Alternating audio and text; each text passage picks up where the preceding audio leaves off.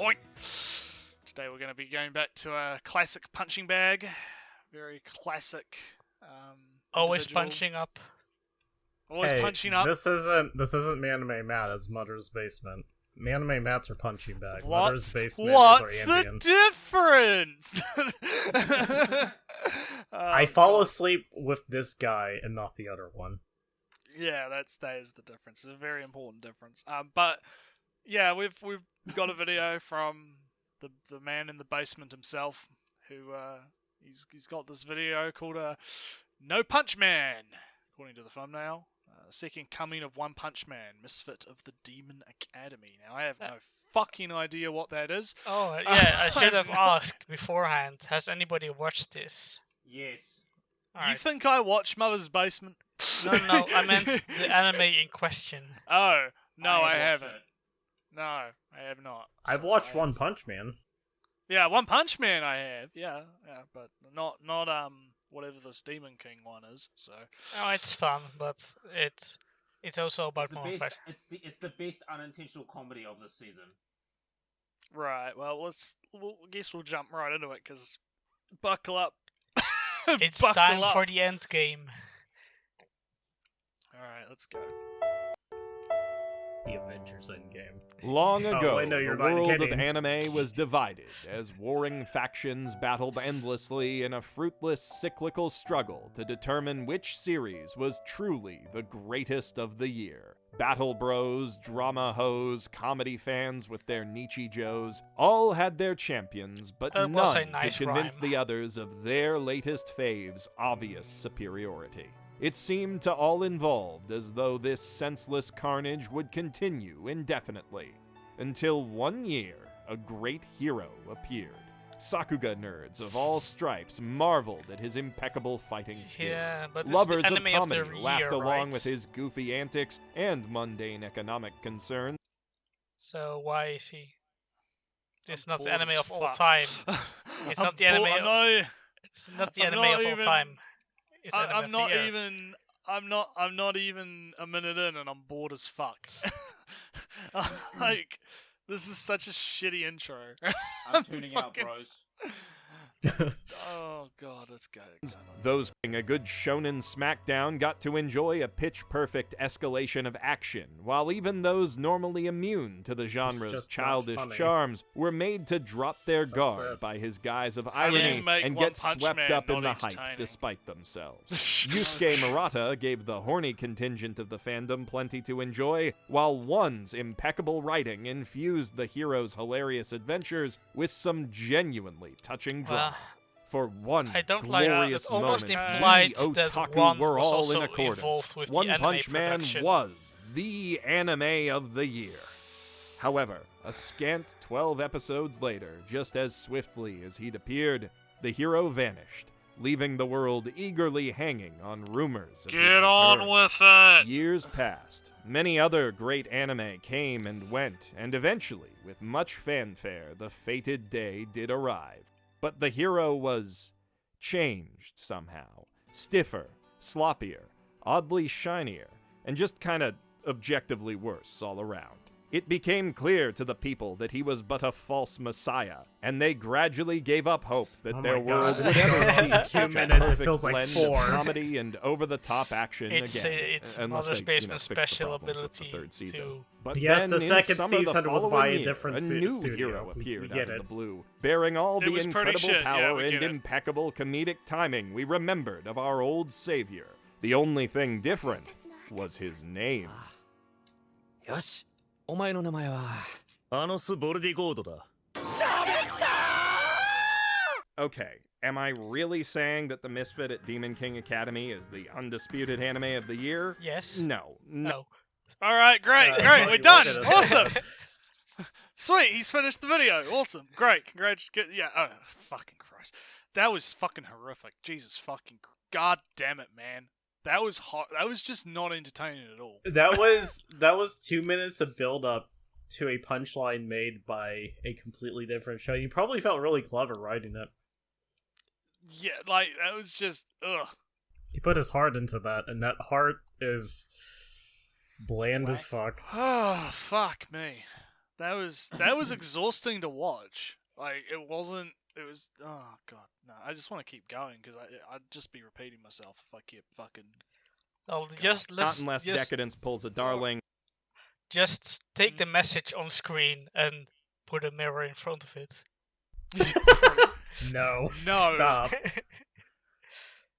Just The have a ReZero mirror and on its hold face it to and the screen. Beastars blips out of existence, taking dozens of shows from the last 2 seasons with it. But if One Punch Man Season 2 left you wanting for a hilariously one-sided Sakuga-laden slap 'em Okay, up so- that takes the So here's the thing about One Punch Man Season 2, right? I do agree that the animation was not as good. Alright, it was definitely not as good. I think everyone can agree that the style, like the art style direction, was also not as good, right? Everyone can kind of get on board with that.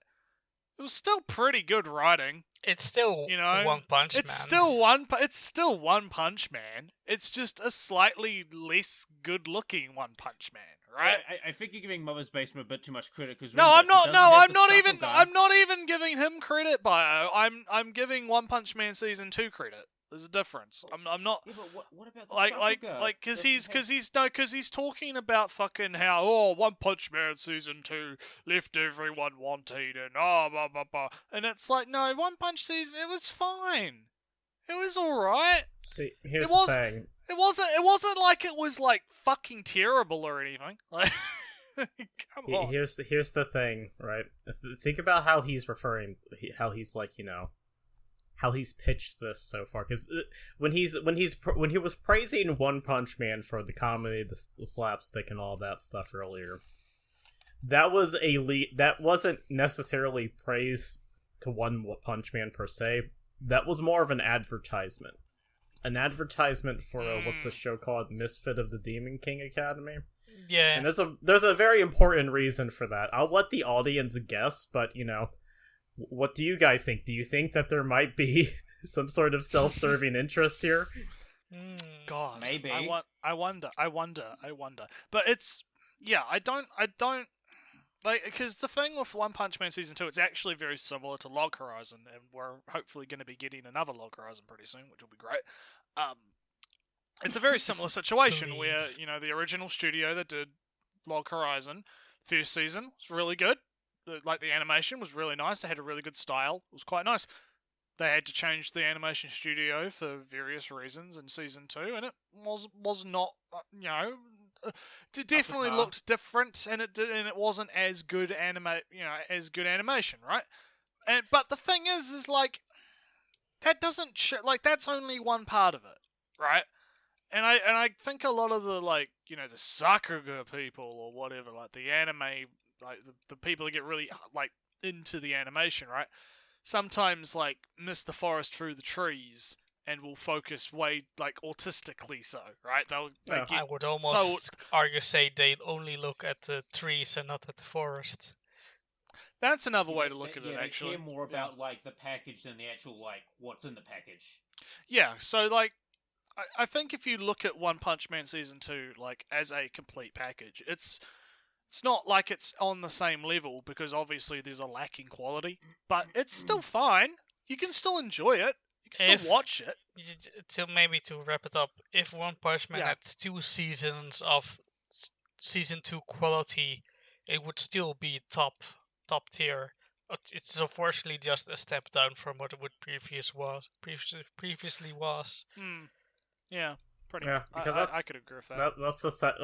I've read the manga for One Punch Man, and the art and the how he frames scenes and stuff like that is absolutely amazing at times. But that's one half of it. That is one half of it. The other half of it is legitimately the writing. It's actually entertaining. The characters, the characters are funny. It's a good parody.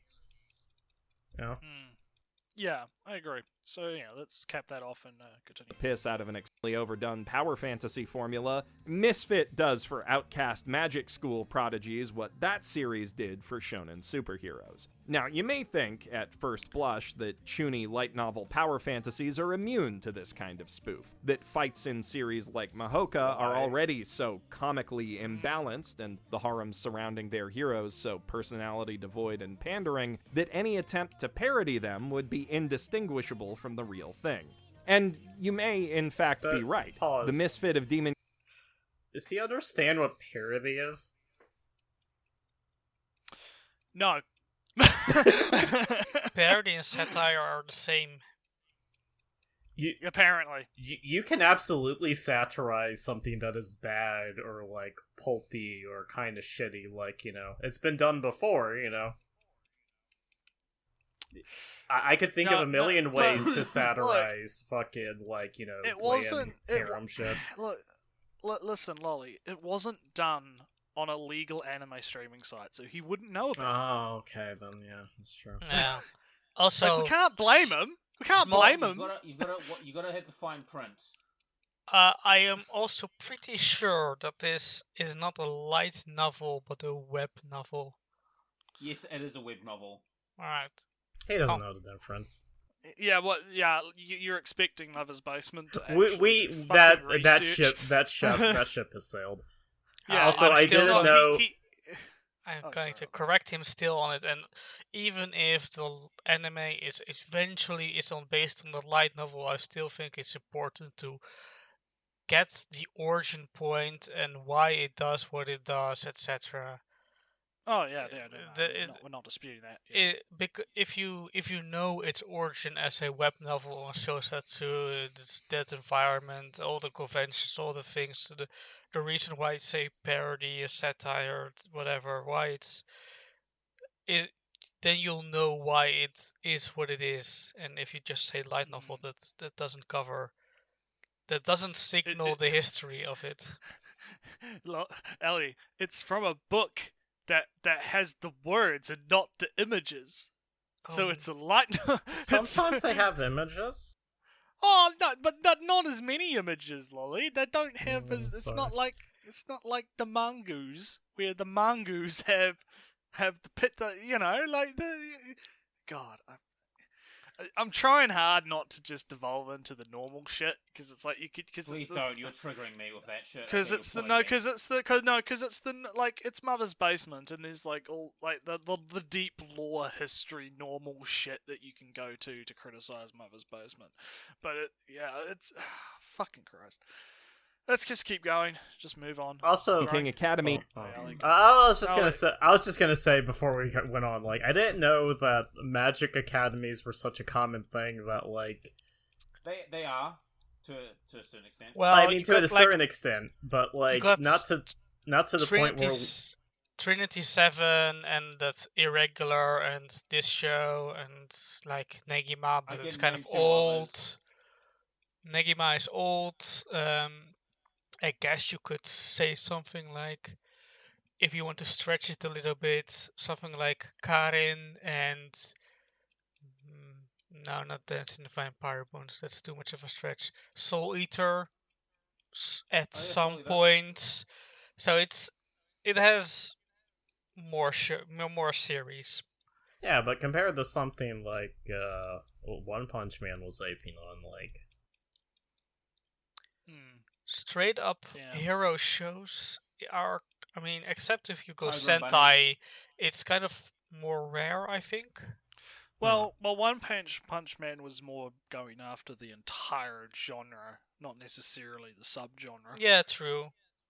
Because I would classify like the whole magical school type thing as a subclass. Because I mean, if you twist definitions enough, My Hero Academia is basically a fucking magical high school. Because they all have superpowers. I would say it fits better than if you twist like definitions, and you'd be wrong, but someone could say that, and I could be like, yeah, I can understand the parallels between the two, even if it's I would say you wouldn't twist it that much, but that is more of a minor niche discussion than we should be having here.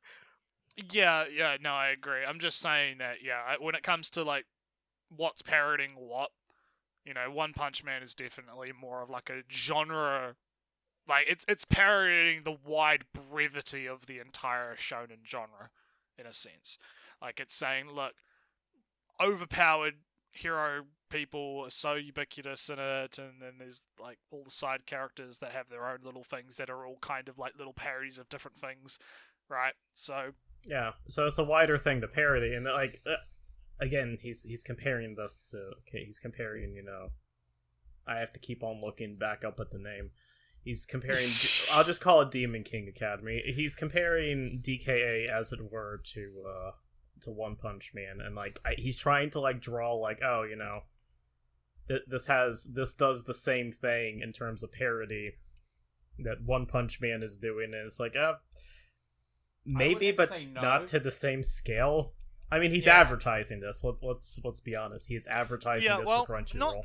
Not to the same scale, and also probably because, like, when I think about, like, the magical skilly type magic whatever shit that I've seen or experienced, a lot of it is very typical shonen affair. You'll have the character that is the main protagonist, who's usually bland teen male harem type guy who has the superpower thing, but he doesn't have full control over it or full access to it, or he hasn't learnt it yet. And then he'll go to the school and he'll meet the love interests in the harem, and they'll help him train to become better, and he'll have some conflicts with other typical kind of shit, right? So if this is parodying that, I don't think I would have to, like, because again, I haven't seen it, right? I haven't seen it. But if it is a full-on parody in the same sense as One Punch Man, then I would expect it to be parodying all of the aspects of that. No, right? the thing is Well, that I have watched the show.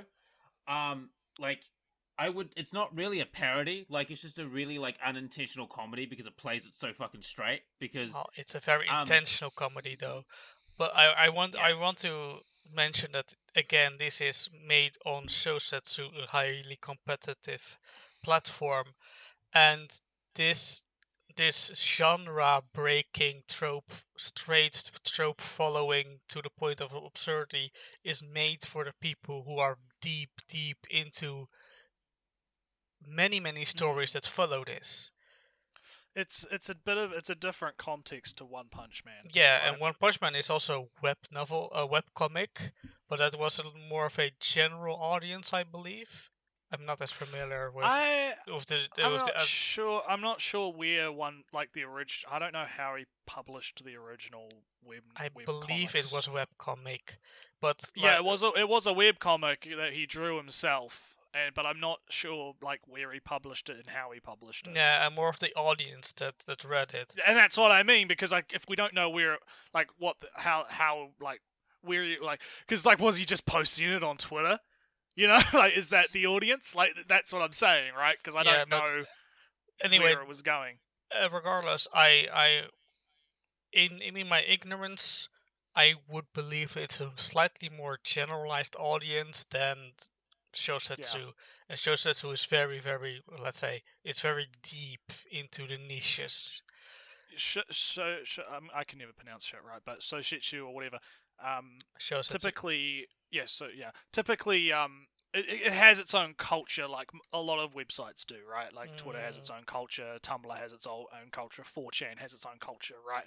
Which is kind of what you're getting at, right? So if you're making something for the culture of, Shousetsu, right? Yeah. If you're making something for that culture specifically, then it's not going to be targeted at, like, a general audience. Whereas if you're just like, I have a funny idea for a web novel, let's just fucking put it out, like, it's you're not playing into the culture or the systems involved. And the expected knowledge you should have when you read such a story. When you go in, right? Yeah. So anyway, yeah. We're being a let's get very back. insightful conversation in the origins of media and the influences and the Hey, what we comes we from gotta we gotta get fucking something out of this, all right?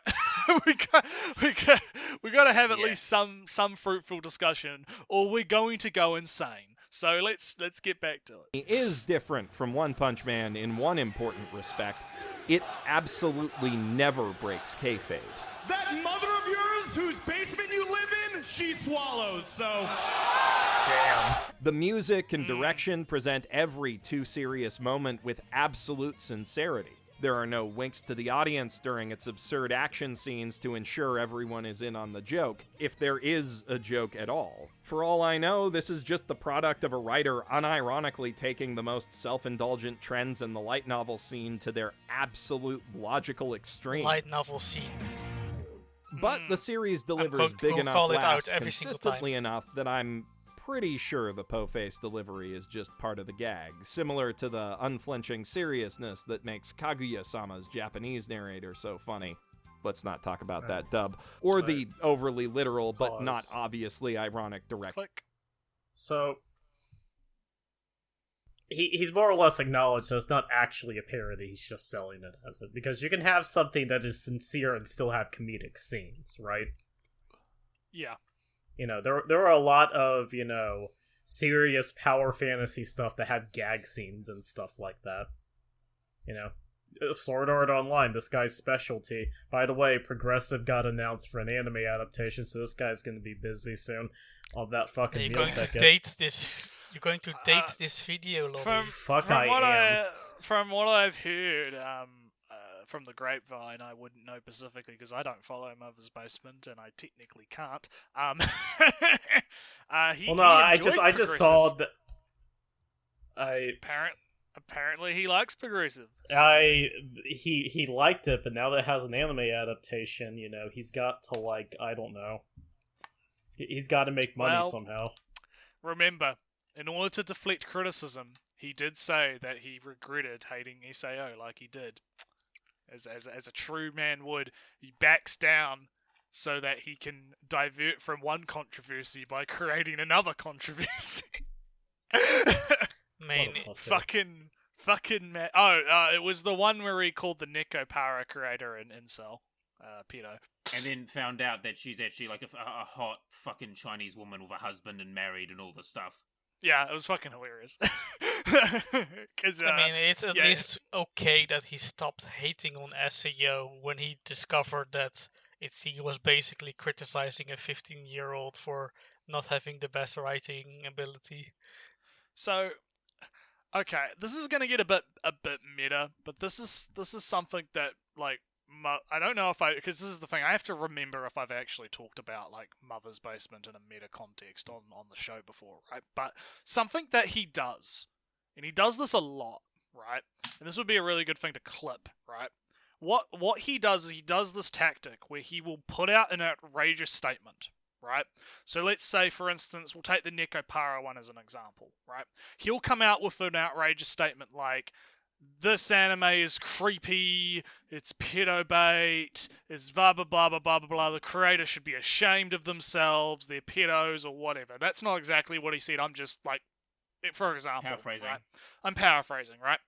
He'll come out with that, he'll get a fuckload of hate from Twitter, he'll get a fuckload of hate from Reddit, everyone will start talking about him, everyone will start, you know, attacking him and criticizing him and no. And then a few hours later, he'll come out with the backtrack and he'll go, "Oh no, I was just that's one of the excuses he uses a lot. He'll be like, "Oh, I was just joking. You didn't get the joke. Ha ha ha. It was I didn't mean it sincerely. Ha ha ha ha. Whatever." Right? And then he'll be like, "Oh, you know, maybe I'll make a video about this to kind of explain what I meant." Right? And I like to call it the Mother's Basement cycle, right?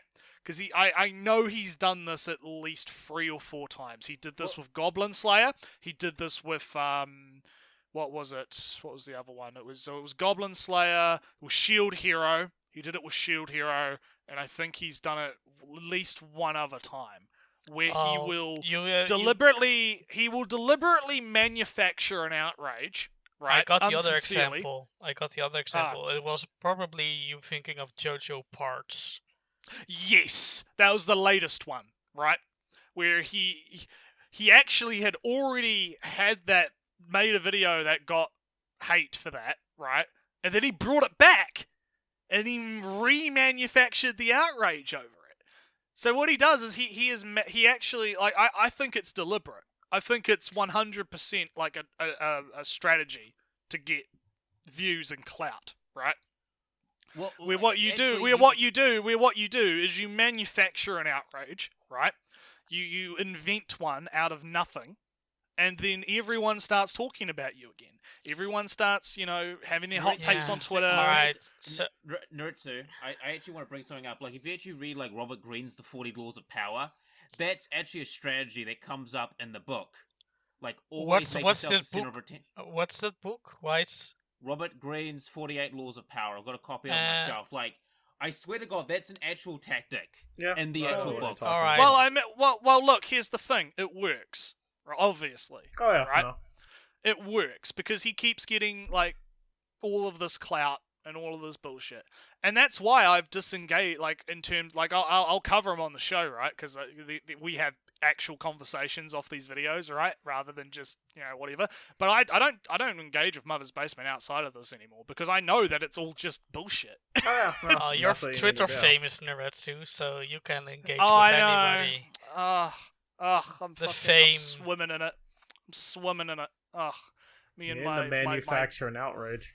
I know. I gotta come out as like I don't know, fucking Skip Hate part a, hate a 3. very specific group of people, double down Yeah. on it, and then backtrack later on. Part Yeah. 3 is trash. Skip it. Freeze trash. But that's what I mean, right? So he does this a lot, and you can pick up on it in the videos as well, right? Where he'll make a statement, right? Like he'll make this out to be a parody, right? And then he'll walk it back because he knows that he's wrong, but he's not gonna like change the script or admit that he's wrong. He's just gonna put a thing in the video that kind of invalidates the first point because he thinks that people can't remember the last 5 minutes, right? I mean, So- Well, people will fall asleep after 5 minutes. Oh, that's true. That's true. I guess. was it a dream? Was his retarded statement just a dream? We'll never know. Is this all just part of the simulation? It's the fucking. Oh man. Yeah, I just needed to kind of rant that out because I don't know if because now that I've ranted it out, I don't have to rant it out again on the show. Right. So it's like it's one of the reasons I have a like massive disrespect for Mother's Basement as a person because I hate this like dishonest fucking all playing the system YouTube game, got to get the maximum amount of it's views so- and clicks it's so and fucking transparent. shit. Like I the second hate that shit. Yeah. Alright. The funny thing is, if you read any of Robert Greene's books and then you apply it to Mother's Basement, like it becomes as transparent as day. Like I'm just like, yep, he's doing this. He's doing this. I can quote the book right now. Like it's Okay, it's well, so transparent. I think I've had my fill of that. So if unless we have another point at this point, No, let's that's continue the really- video. yeah, let's keep going. Action of Myoiga. Pretty sure, but not entirely. It could very easily be that this man is simply supposed to come off as the ultimate badass when he says stuff like, 言っておくがサーシャ殺したぐらいで死ぬなら俺は2000年前にとうに死んでいる Either way, I really appreciate that the show never lets on that it's a joke, if it is. Because what makes it so damn It's funny not is a the joke. idea that a certain kind of that ain't nerd that- could just ain't that say deep, that bro. with a It ain't that deep. Yeah, I want just to mention because I got reminded of it. He made this video like 5 episodes in. Right. I mean, Okay. it's more than 3 episodes. You got the premise Yeah, I and guess. stuff. But Actually, Bio, you've either watched or read this, right? Yes. Would you say it's a parody? No. No? Okay. Well, what No. would you? Well, you so you reckon it's sincere? Yeah, it's, it and plays it's it completely trying. straight. Like Well, So it that's not plays the it- same. That's not what we're like. Like what we're asking, right? Is that it's setting out to be a comedy more so than being serious, but it's not necessarily a direct parody of the genre. yes. Right. So it's playing it straight, and that's the joke. Yes. All right. That's like aside, that's like, what I wanted. I mean, the other thing I get from the show is basically like a guy coming back and seeing what his legacy is like come across the world, but we'll get Oh yeah, into that later. of course we didn't, but Mother Basement didn't explain it either. This guy, 2,000 years ago, Demon King and hero. Demon King, Big dick boy, big dick, both of very them, big. both of them. Yeah, Well, he's like- very big boy. Main Demon King has one big dick, and the hero has 7 dicks. It all equals out. It's all fine. Yeah. Legitimate though, like 7. Right. But war's boring. So he has a plan to end the war, and 2,000 later he reincarnates and he goes around. He's like 2 months old at this point in the series, and he just 2 months old. He said, "Oh, I'm going to this academy, the Demon King Academy, because I'm Demon King. Let's go." And there he finds out that the Demon King that they worship and venerate has a different name than him, the Demon King. And he finds out that history, like the actual history that was written, has been changed. Yeah, or altered. that's He's like, a what the little fuck bit is more. going on? That's a little bit more technical. Like there's magic that can check if memories are altered, but if history is altered itself, then the memories are valid. Whatever. Magic. Anyway, what has happened has changed. What should have been isn't there. So it's a kind of a mystery of what happened and why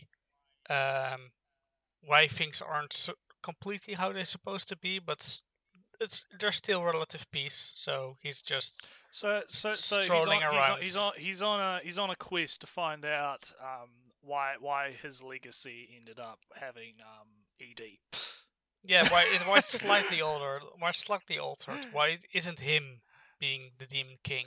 Why was his dick made to be smaller than it was in history? Yeah, exactly. And, Like I why was actually this? like- Why was the girth of his dick being attributed to somebody else? Yeah. Yeah. So stolen valor. like he got his street cred stolen. But yeah, stolen. like Yes, stolen valor. Yeah.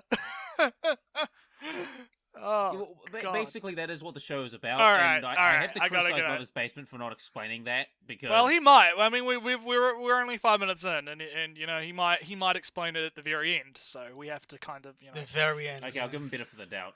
Yeah, let's keep going. And well, Let's- just to mention, the fun part, of course, is that the Demon King has still his full Demon King powers, so he still Right. blasts through everything, but everybody's see- very hesitant Yeah, to see, believe so him. this doesn't sound like a parody to me, right? This doesn't sound, because when you listen to like someone explaining to you what One Punch Man is, right? It's very different, right? One Punch Man is literally like, oh, he's really strong. Oh, well, why is he really strong? Because he is. Because he's really strong. Because he's a parody. He trained very because hard.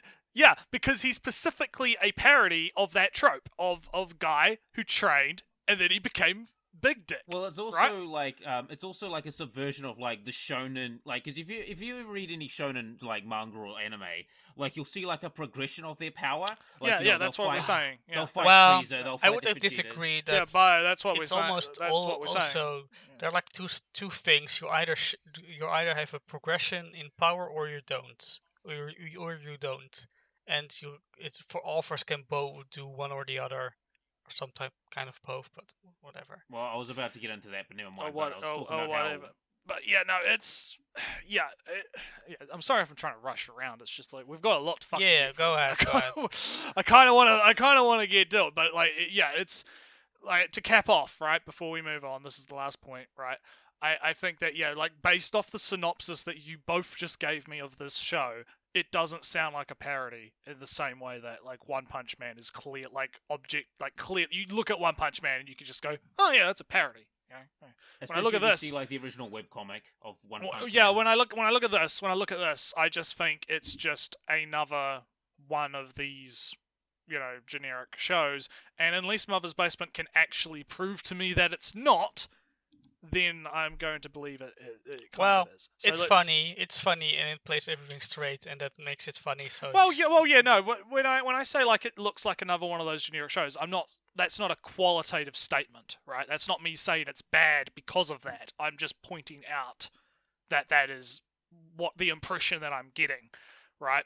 And I don't actually view being generic necessarily as like a negative quantity, right? Because you can be generic and still be entertaining, right? Like something that's generic can still have entertainment value. Alright. It's not. Alright, Yeah. so But let's I'm continue. rambling on. Let's continue. Straight face and think it's the coolest thing ever. It's like an improv skit where they drag in that one guy from your anime club who won't stop talking about his Super Saiyan 11 DOC, and he doesn't even know he's doing improv, but they keep yes-anding his ideas until he's basketball spinning an entire castle on his finger, and actually that's only episode 2, and there's still a whole season's worth of escalation to go after that. 手加減が過ぎたか What was the If you're one of point those anime fans who likes to argue on the internet about who could beat up who in a fight, then you will be delighted to see that this show directly addresses the classic "but what about Dio though" question in episode 4. In progressing their action, escapist power fantasies really have nowhere to go but up. And when you start with a main character who has a combat-ready king engine and uses powers of resurrection that surpass Shenron just for funsies, well, you're gonna shoot past the upper echelons can you of other pause real series. quick? This is the part where Mother's Basement just explains every scene that he likes. Yeah, I'm getting that impression. Like he's just like I can see it, mate. I can see what's happening on the screen. He's showing me what he's talking. Like I don't need you to tell me what I'm seeing. I mean, he Like, doesn't need to explain every single scene that he likes. Alright, it's super cool that he just can walk while time is stopped. It's cool that he has the ability to resurrect the enemy and evaporate him with a snap of his finger and resurrect him just to torture him a little bit. Look, Yeah, he's super cool, he's super powerful. Oh man, he's so cool. God damn it. But anyway, let's I mean, Concepts. basically, you're just watching it for the spectacle of him doing all this outrageous shit. Yeah, but Mother's Basement loves to just show loves to off just- what he likes. It's almost like the inverse of show don't tell, but it's not like tell don't show. It's like show and tell at the same time. It's You his know? big Like- classroom presentation of my favorite food is. he gets up Cereal. on You he can gets put up on he's got the sugar the fucking in and milk got the and sometimes chocolate milk. yeah he's got the fucking PowerPoint up on the projector. He's got like Google. He's got like a pie chart and like a Google. Chart yeah. of- He's like I enjoy this amount of milk and this amount of fruits and this amount of chocolate in my milk and then a kid puts his hands up and says, "Why should we care?" Yeah, all right, but anyway, let's keep going. Really makes this vertical power curve work is the laid-back attitude of the series hero. Though where Saitama trapped himself in a mire of existential boredom and depression, Anos worked through all that shit like 2 millennia ago and is now pretty comfortable with who he is and where he's at. He has a relaxed So they My- made a less interesting main character, is what he's trying to say. That's what I was gonna say, because the whole thing that makes Saitama interesting is the fact that he's bored. That was Well- actually a really important plot point in season 2 of One Punch Man, where he has the talk with King as they're walking home from the tournament, and King is talking to him because. Okay. Spoilers for One Punch Man. Well, right? can So I give instead of? All right. I want to bring up something else. I would compare this main character more to Ainz in Overlord than Saitama, where it's not as much about Ainz as it is about what Ainz does to the world by existing. Yeah, I can see that. Isn't Overlord licensed by Funimation, not Crunchyroll? I don't know. Well, But no, actually, going but- on a like, I'll Well, let back, Nerd yeah, because I kind of wanted to talk a bit about like the fact that he's completely missing the point of One Punch Man, right? Like the whole point of Saitama as a character and what makes him not, because Saitama like is not the most interesting aspect of One Punch Man, but he's still interesting, right? Like there is like the fact that he is bored and that's actually making him depressed because he can't actually have a good fight because he kills everything in one punch, and the little scene that they have with King in season 2 where they're walking home and King is because King is just a normal fucking dude, right? That's his thing, is like he's just a normal guy who plays video games at home sometimes with Saitama. And funnily, everybody believes that he's amazing. yeah, everyone thinks that he's amazing, but he's not, right? And it's interesting because Saitama is actually shit at video games compared to King, and King kicks his ass. And that's where King comes in and is like, hey, there's stuff that I can do that you can't do, and stuff that you can do and I can't do, and isn't that interesting? Maybe you should, maybe it doesn't all have to be boring, right? And kind of pulls Saitama out of his, like, depression almost, right? And that's what makes One Punch Man interesting, because it explores those concepts, because it can, and it has the ability to. But Mother's Basement just completely fucking misses that point, and he's like, oh no, the difference is that he's not bored. He's accepted who he is. And it's like, what? I think, yeah, like, what? Yeah, like, The point of One Punch Man is not Saitama accepting who he is. What? And of course, the main character here is enjoying himself in this new world that he created and wants to see how it all goes 2,000 years from now. If you're basically almost all-powerful and you're bored of the war and you stop the war and die and reincarnate 2,000 years later, you're going to stroll around town. Oh, that wasn't there 2,000 years ago. How interesting. Look, it's a cell phone. Damn. what is a car? Yeah, no, it's... Oh, very interesting. Oh, they messed up the magic a little bit. Well, just rewrite this, and oh god damn, it's twice as powerful. No problems, mate. I'm going to check out that thing, because that didn't also exist 2,000 years ago. Bye. Yeah, like when you watch the show, it's you get the impression that like he's excited because it's like everything is different, and he enjoy, like, not exactly like the challenge, but he likes actually having to get up and do something. It's like, that math problem, it's wrong, and she's like, oh no, it isn't. So he's not necessarily as different to Saitama as Mother's Basement is like percepting then, because what that sounds like to me is, yeah, he went to sleep for 2,000 years because he was bored in the same way that Saitama was. But if he's asleep for 2,000 years, it's not like he's developed. No. Like Saitama actually had character development. It's just like, and this main character just cheated and transported himself into a more interesting time.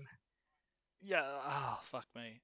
Fucking hell. All right, let's keep going. Confidence, say unbridled arrogance about him that never drops in fights, and when people around him are wrong, which is often, he will tell them exactly why and how they are wrong in the most lackadaisically condescending way possible. and then proceed to absolutely obliterate them if they happen to be wrong about something involving a fight that they are currently having with him. Which is right in line with how most light novel protagonists act, really, but there's no insecurity or pent-up rage underlying Anos' attitude. He's just right about everything, can't believe how wrong most other people are about everything, and will tell them so quite matter-of-factly. This is pretty funny when he's explaining I think what Mother's Basement is basically trying to say is that, like, the main character it's basically might is right. And if you have enough might, you don't have any consequences to bear. No, that's not. Anos here isn't a might is right character. I know, but, like, that's the argument that Mother's Basement is basically making. It's because main character's the strongest, he is always right. No, I didn't hear Mother's Basement saying that, unless Naruto disagrees. No, I'm not getting that from him. This is just him just explaining the show. He's just like, the character's arrogant and he's right. Hey, he's doing all these things that I consider bad storytelling in a way that's not nearly as funny as something else, but they're doing it ironically, so it's funny. Yeah, hey Lolly, it's funny Reddit humor. It's ironic. It makes it fun. He turned himself into a demon lord. It's the funniest shit you've ever seen. He put himself to sleep for 2,000 years. It's the funniest shit. You know you've what ever the actual second coming of One Punch Man is? It's Mother's Basement himself, because he's giving me an existential crisis. Oh no. God. Okay, you can unpause. I just wanted to hear a contour about the series' hard magic system, like everyone else but him is a complete idiot for not knowing it, and utterly hysterical when he gets around to rebutting straight-up common sense. 時間を止めたぐらいで俺の歩みを止められるとでも思ったか This pointless ego-stroking over the MC having memorized the series wiki makes for an effective genre spoof and a remarkably effective exposition delivery system on top of that. Anytime the series needs to elaborate on a plot element that it's introduced, it can just have another character assume something about it, and then have Anos lean in with an, actually. Thus far, we've established that Anos exponentially outclasses all of the foolish fools around him in terms of both combat skill and... Because it's just more of, I like this. I guess it's fair that it is a good way of doing exposition by just having the characters character is slightly wrong, and he can explain why his way is better. My problem here is that he's not really making a point. He's just sort of, he's like you said, he's explaining what he likes about it and just being like, hey, yeah, this is how they do exposition, and I thought it was kind of cool. And it kind of is. They're telling, not showing, but they're doing it ironically. Yeah, that's... Well, the thing about the main character knowing everything, like, he probably invented half the stuff they're using today, in the show. Yeah, but that's not the... That would be fine, right? This show was licensed by Funimation, he would not be giving it the price. He would actually be pointing to that and saying, that's a shitty way, ironic or not, of doing any story exposition. In your attempts to become parody, in theory, I'm not sure if this is actually parody. If this was a review of the show, if this was a Manime Matt video, right? Assumedly, right? If this was a Manime Matt video where he was just reviewing the show, I wouldn't have as much of a problem of the whole I'm gonna talk about all the shit that I liked in it, because that's a review, right? You're saying, hey, this is what I liked about the show, I really enjoyed this aspect of it, it would be pretty shit, right? But it would be less egregious. But this video is supposed to have a point. He's supposed to be making the point to me that this is the second coming of One Punch Man, right? Well, that's his thesis, right? He's trying to convince me of this. The video's point is to sell a Crunchyroll subscription. Please watch this on Crunchyroll. Subscribe too. using my link below, and you can watch amazing Or things. read the light of one bookwalker. No, don't do that. This is Use not a the- book No, walker. I don't think it's officially translated in English. Use so- the referral So- code CC for 10% off. God, I wish.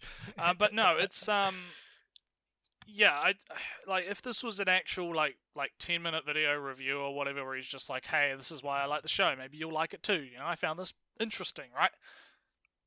Sure. But he spent almost like 10 minutes. Like we're at 7:50 now, right? Like we're almost like. We're not even halfway yet, but we're almost like at the 10-minute mark, and all he's really done so far is just been like, hey, this show is kind of like One Punch Man, but kind of not, And and 2 I'm minutes gonna talk about of what I 2 like. minutes of intro.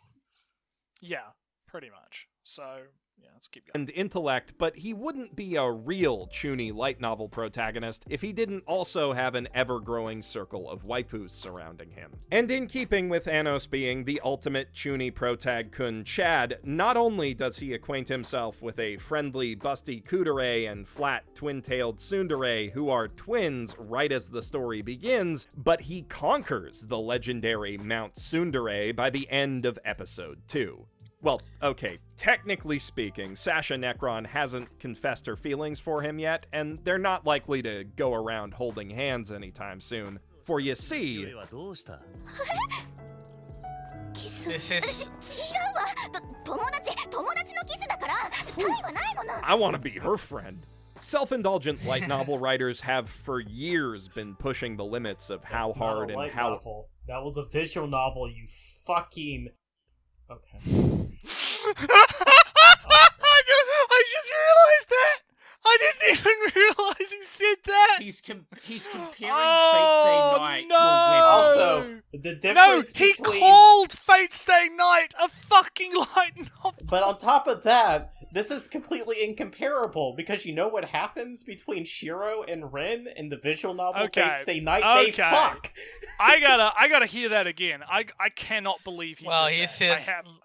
No, in shush, his- shush, shush! I Ellie, have to shush. Don't you I dare have to- defend this motherfucker, Ellie! No, I have to hear it again. I have to know if he Alright, actually go said ahead, go ahead.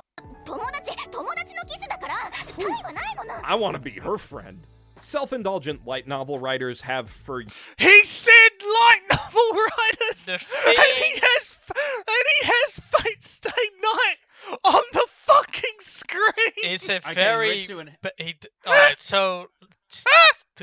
I'm going to call me down Rasu, maybe not. The thing is, it's just a very bad choice of anime Oh. to show. God. No, It's that's not even really a good defense, because at that point, he cares so fucking little about his actual advertisement that he's willing to make a mistake like this and not go back and correct it.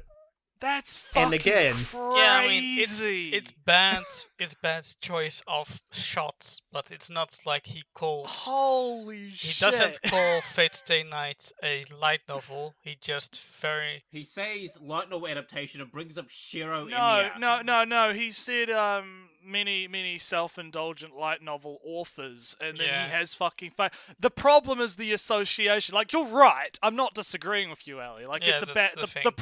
The problem here is the bad choice, but fucking hell, it's a really bad one that makes him look fucking stupid. Right? Yeah, I agree, it's a Like- very bad choice. But it's not I as bad can't as you thought Fucking at believe. first. No, it is as bad as I. Well, sorry. it's No, not. it it's is, not. because it's okay, not. let him finish. No, let Melter's Basement finish his point. Okay, all right. Let's go. years pushing the limits of how hard and how early their waifus can start simping Okay. for protag kun with... Pause. So, yeah, in Fate's Day Night, they fuck! So it's not even comparable, you know, how far they can go. They go from first actually talking to each other to actually fucking in less than like a week in Fate's Day Night. He literally defeats Rin's unprotected anus. In less than a week. He Because gives her that the because bone that of his sword. because that visual novel takes place over the course of a week. I can't believe it. I actually am fucking dumbfounded by that he would do that. Because Ellie, the problem is that he's clearly referencing Fate Stay Night there because he put like I don't. And then he, I feel. and then he I picks feel up that was Toradora, deliberate. right? Yeah. And then he does Toradora, right? And the whole point of Toradora was that they don't know they like each other initially. They're trying to get other people, and then they come to like each other. And then they do something stupid that teenagers do. They try to run away together. But, like, still, like... If these are bad... if this is his first choice in trying to, like, represent how self-indulgent tsundere is as an archetype, which, by the way, did not start with light novels. It started before that. If this is his first choice, how much anime has he actually fucking watched? These aren't egregious choices. I think this is a very bad choice, but it's... No, I think this goes beyond, like... Yeah, Ali, we know it's a bad choice. That's the problem, right? But the problem I have is this goes beyond, like, just a mistake, right? Like, he fucking edited... Well, he might not have edited this video, but he fucking, like...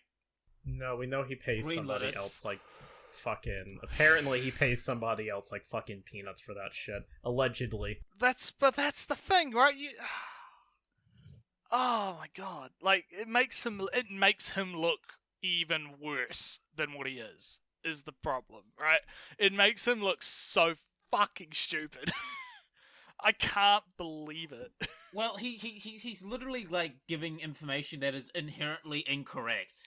Like, tsunderes have been around for a long fucking time. Oh, it's not the problem of history, it's just he wanted to show tsunderes and didn't particularly care where it came from.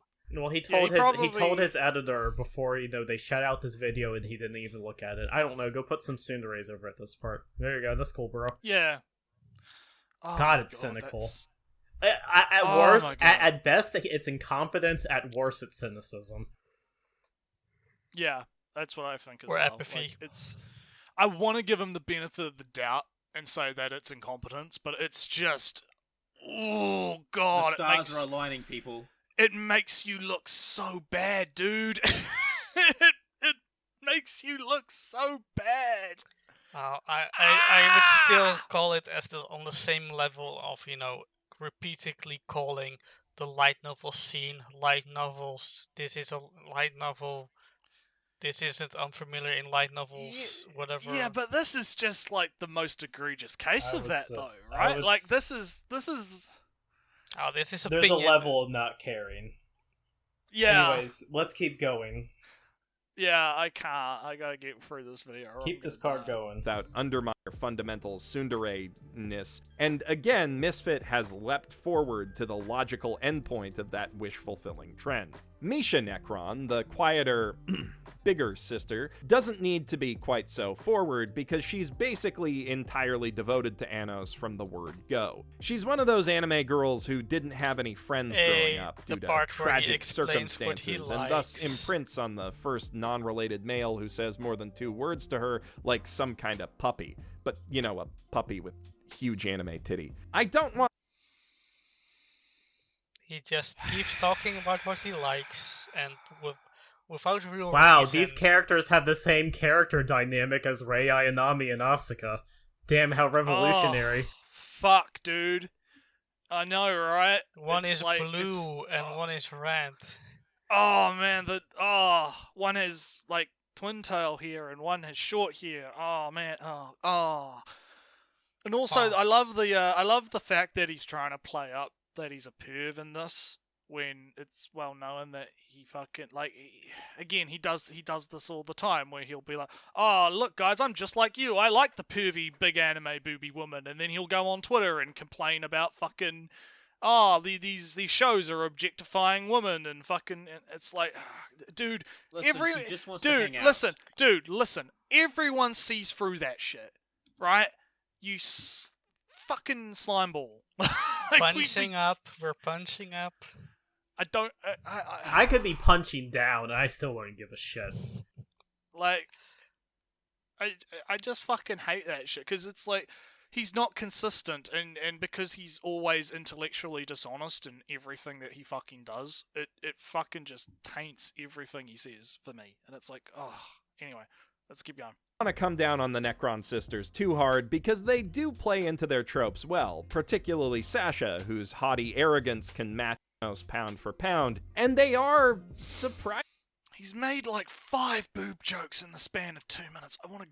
Surprisingly well-realized characters both beyond and within those tropes. I don't want to spoil too much of the plot, but the show actually does a hell of a lot to explain why they are the way they are through their backstories, right down to Sasha's habit of pushing away the people she cares about most, particularly when she's emotionally flustered. And as the series explores these backstories, we get to see other dimensions of Anos' character as well. He's not just an outspoken, literally unflappable badass know-it-all. He seems to... Yeah, pause, because he's describing basic storytelling structure. And, like, again, the latest episode, I believe, at this point, is episode 5.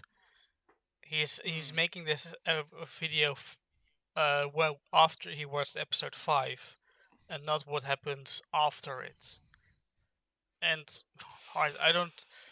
Sure, make a video after 5 episodes. I made some mad opinion after 3 episodes of Apareraman. That's not how you say it, but you will know. I had some mad theories and opinions about the message behind it and whatever. But say that up front, because Mother's Basement is kind of pretending that this is true for the entire series. The entire anime series, even. Well, that doesn't even work because there is an actual like web novel and a light novel that you can find as well. Well, but like Mother's Basement is clearly... You expect him to fucking actually do research into what he's talking about, because he could have said, "Oh yeah, I've only watched 5 episodes of the anime, but I also, in preparation for this video, I also read the web novel or whatever, so that I could get like an understanding of the story and where it's going, so I can talk about it in more depth or something like that." You'd be just place those boundaries at the start from the first 5 episodes, blah blah blah blah blah blah blah. And yeah, exactly. Just frame it like that. And then, of course, that's what I did for my mad theories. From watching the first 3 episodes, admittedly short. He doesn't do this. He doesn't do that in this. And from those 3 episodes, I have concluded this and that. And that's a totally fair thing to do. You've placed your limits, you place your boundaries. If episode 4 comes along and destroys it, fair, totally fair. But as Mother's Basement puts it right now, it kind of suggests and pretends that this is true for the remainder of the series. Alright, let's keep going. Take genuine interest in his friends and puts a lot of effort into helping them build themselves up to be the best demons they can be. Possibly because it's boring for him to be the best guy in the room at everything all the time, but also he is a genuinely nice guy, a real people person, or demon's demon deep down, which makes him a very easy protagonist to root for despite his posturing. There's impressively naturalistic writing underpinning a lot of Misfits characters, actually, and it even extends to the explicitly designated comic relief. The series has a lot of fun with Anos' parents, who are just insanely doting and Subtitles on screen. Yeah. -1 point to Gryffindor. Continue. Supportive, treating him like their special little man, even though he could quite literally kill someone just by looking at them. This is made even funnier by the fact that Anos just sort of rolls with it, as he is immune to all kinds of damage, including parental embarrassment. His attitude is just, yeah, I am that great, and you should say it. It's a very funny comedic dynamic, and nobody would complain if it was just that. But it actually makes complete sense why his characters would behave this way, because as we learn in another gag, he's canonically only like a month old. He is still very much their precious newborn baby boy who they see through rose-colored We literally can't say glasses anything as because being he's just perfect explaining in the every plot at this point. conceivable Yeah, way, and this- it just so the happens part that where they're Mother's objectively Basement right about also- that. also The might fact think that the he antics likes- of Anos' family and other more obvious gags are unironically funny, and the series portrays them as explicit comic relief through its music, direction, at 24 and animation, minutes, only you could have watched an Yeah. entire episode of this show yourself and decided whether or not you liked it. Yeah, you're probably good. And you As an by- advertisement, this was shit. By the end of this episode here on YouTube, you could watch the entire 5 episodes, maybe. Yeah, exactly. Why are you watching? Why are you watching us? Jesus Christ! Go watch your cartoons, bro. No, At least what you gotta do subscribe. Is Subscribe. you gotta no. Unsubscribe and go No. fucking go to No, like no, you know. go to Crunchyroll and put in No, the code. no. Pause on point. Listen. You stop watching and you hit pause on the video, right? And then you boot up whatever your preferred method of obtaining your legal anime is, right? Right? Your regal, right? Your regal anime, right?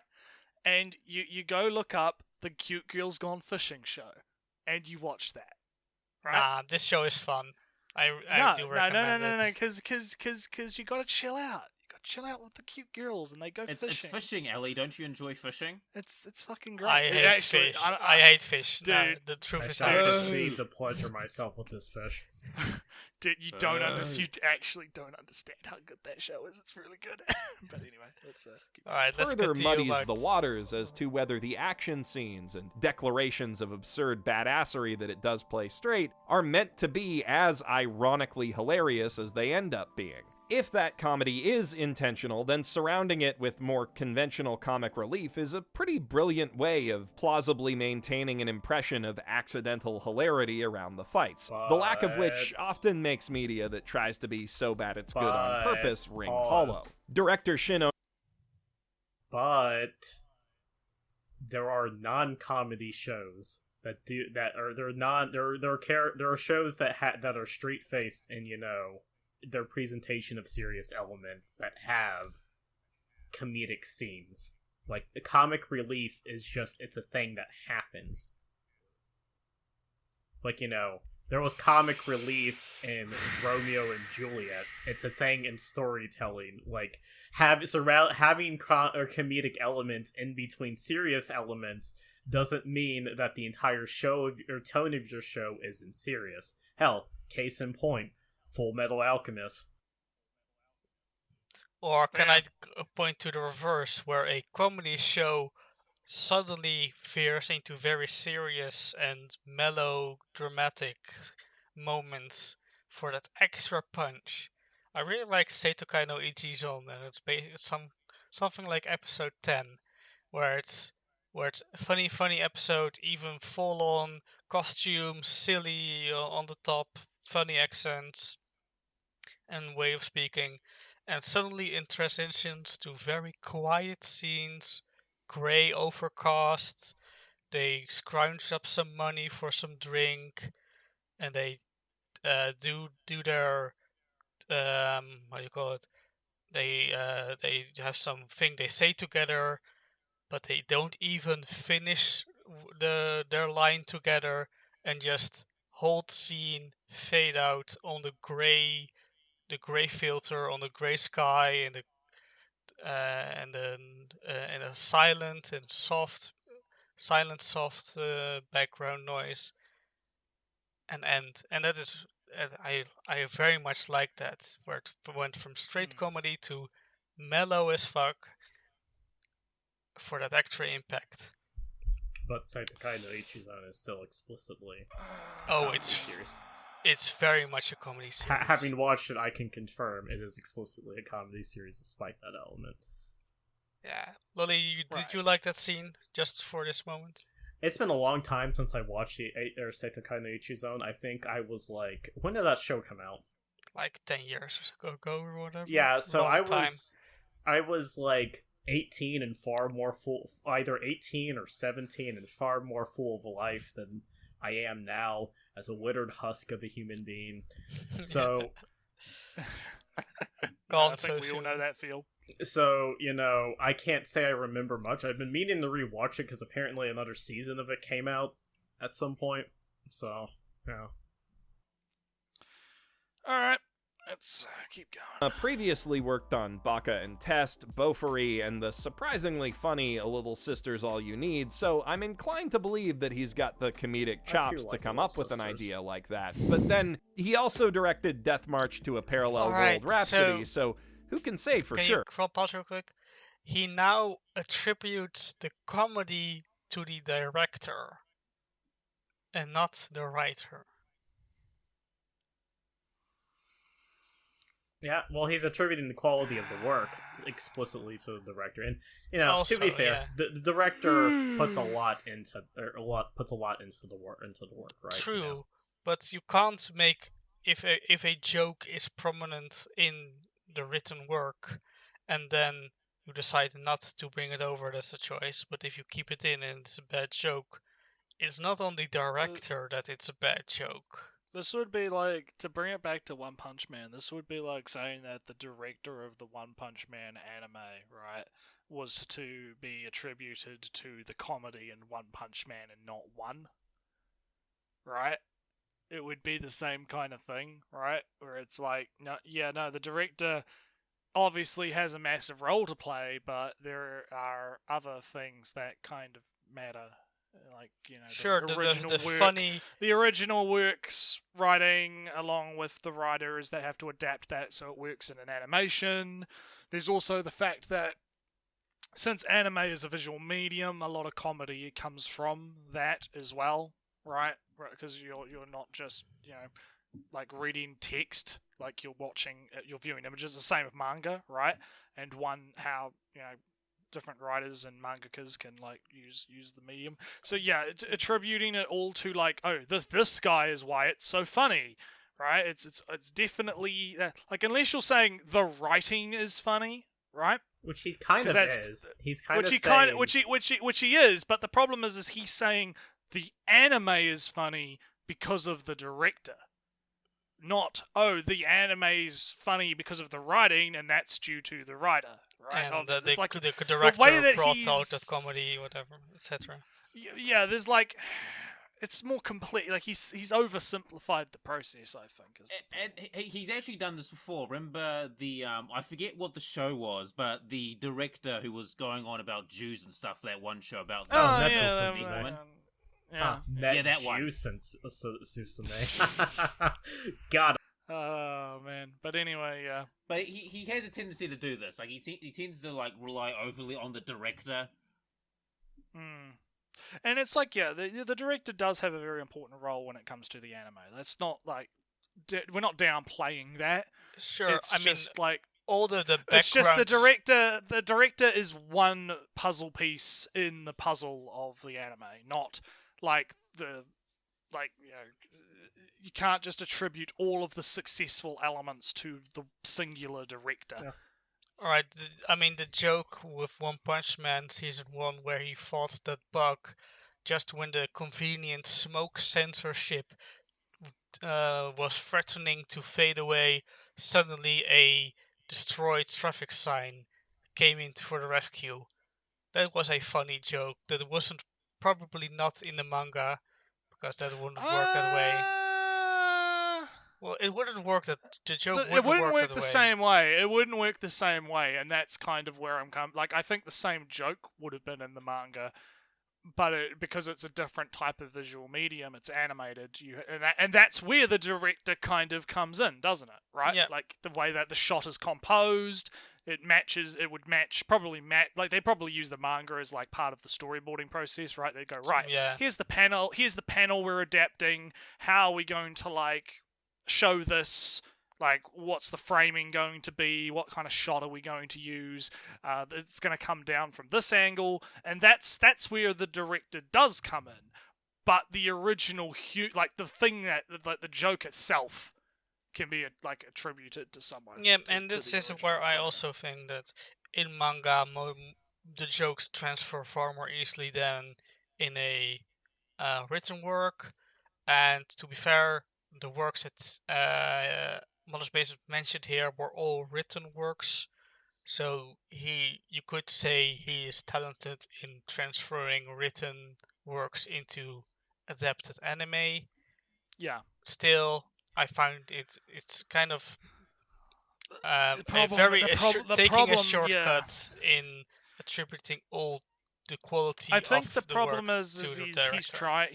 Okay, hang on. He's trying to give the director credit, but he's giving him the wrong credit. Too much credit. No, I wouldn't say too much.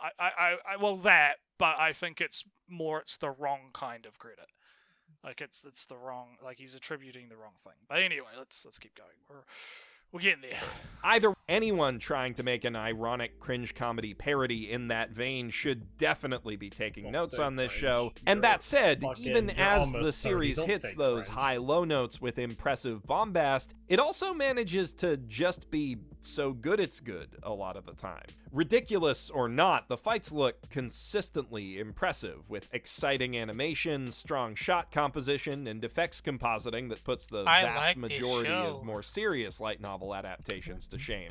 The music, whether funny or dramatic, is also pretty damn great across the board, though coming from Danmachi's Keiji Inai, that is to be expected. And it's not just the comedy and character writing that has unexpected depth behind it. The world building in Misfit can also be genuinely interesting in surprisingly subtle ways. Take creation magic, which allows demons to will whole-ass castles into existence on the fly for the show's action scenes. This discipline is mainly used to spice up mock battles, but it can also be used to create these intricately detailed miniature magical models, something Misha does as a hobby. How magic would be used for artistic self-expression is something very few fantasy stories, especially in the light novel space, really explore. And wrong.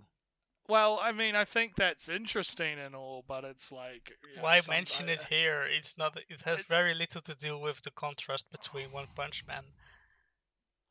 Yeah, again, he's transitioning. It's just a really shitty, cynical advertisement for this Crunchyroll is. I liked this. I found this. It's that again, right? And I hate repeating. We have to repeat ourselves because he's repeating himself, right? It's like, okay, yeah, this is kind of interesting. I would probably like something like this in a show where they explore like the effects of magic on the world, almost, right? Like, but honestly, I it's can like name several shows that do that. It's like, come on, dude. It's like, whatever, let's keep going. And that small tale adds a lot of flavor and depth to both the world and to Misha's character. Still, for every time the series seriously expands upon its world, there's every chance that it'll swerve unexpectedly into the realm of the absurd again. Episode 5, for example, opens on a small dust-up between Anos and his teacher, a staunch royalist who is perpetually offended by the idea of a misfit claiming the Demon King's just throne. for fun. Pause. Naretsu, what is a royalist? A royalist is someone who is incredibly patriotic to the royal family and believes that the royal family is absolutely fucking banger. And alright, but Naretsu, who is the royal family in this show? In this show, not a fucking clue. What does the word royalist mean in the context of this show? Well, you see, the script writers meant to say loyalist, but So I can explain. The Bio, it doesn't matter what it is. The problem is, though, our two fine guests who didn't watch the show have no idea what it means. Yeah, because this is the problem, is that doesn't mean anything to me, Mother's Basement. Telling me that she's a loyalist, royalist, or a loyalist, or whatever, either or, doesn't matter to me if I don't know the context. Like, is there a war going on between, like, Great Civil rising War? Up?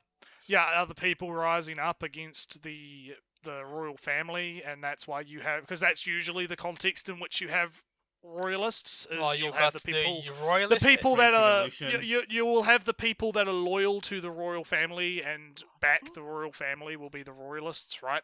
And then you'll have the people that Loyalist, don't. royalist. Say that 5 Yeah, times. they'll be the loyalist royalists of the loyal royal family. So if there's no context for that, like just throwing that in there doesn't really mean anything to me. It's just empty. It's just like, all right. And if you she's can like- say she's that 5 times, hit my ass up on Grinder. she loves she loves the royal family. Great. All right, I and mean, Naretsu, yeah. just But isn't he the royal family because he's the Demon King? well, that's not important. Naretsu, what is a Unitarian?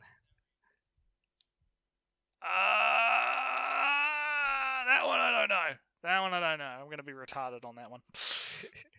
Also, a term used in the show, which maybe I believe Mother's Basement will use, but you have no idea what it means. I don't even know what it means in real life. It's so I wouldn't- some kind of call this for all unified church thing. right. So It's like a utilitarian movement essentially.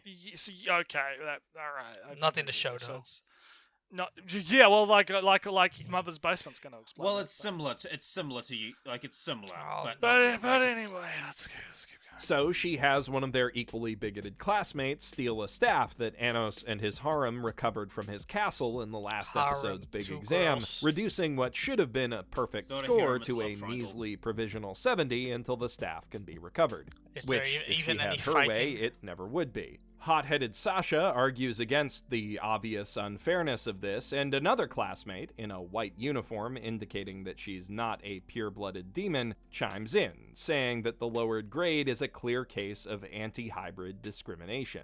The teacher fires back, saying that the classroom is no place for this girl to be pushing her Unitarian ideology. Oh, Of yeah, course, yeah, there's yeah, okay. Your Right. dumb liberal hippie bullshit. You fucking liberal. God, fucking. Get wrecked. Do We you must know- protect. We must protect the blood and soil, the blood and iron. Get the red coats are gonna go out in their tiki torches against the Tiki impure torches, oh mudbloods. god. I thought they Against the would bring their impure- muskets, but They'll bring their muskets and their tiki torches, and they'll they'll have throw a a party. protest. The throw Yeah, party. they'll have a protest against the mudbloods and keep them up till 2 a.m. like the boomers. Alright, so The at girl in least the white Mother's shirt gets Ba- run down by a dragon. at least Mother Basement kind of explained more than he did before. Well, he gave the context that that there are he gave the context that there are impure demons and pure demons, right? So that makes sense that there would be like a person that would want to like, hey, this bloodline shit is fucking retarded. Let's not, you know. But and it's- the yeah, royalists are, of course, those with of royal blood. right?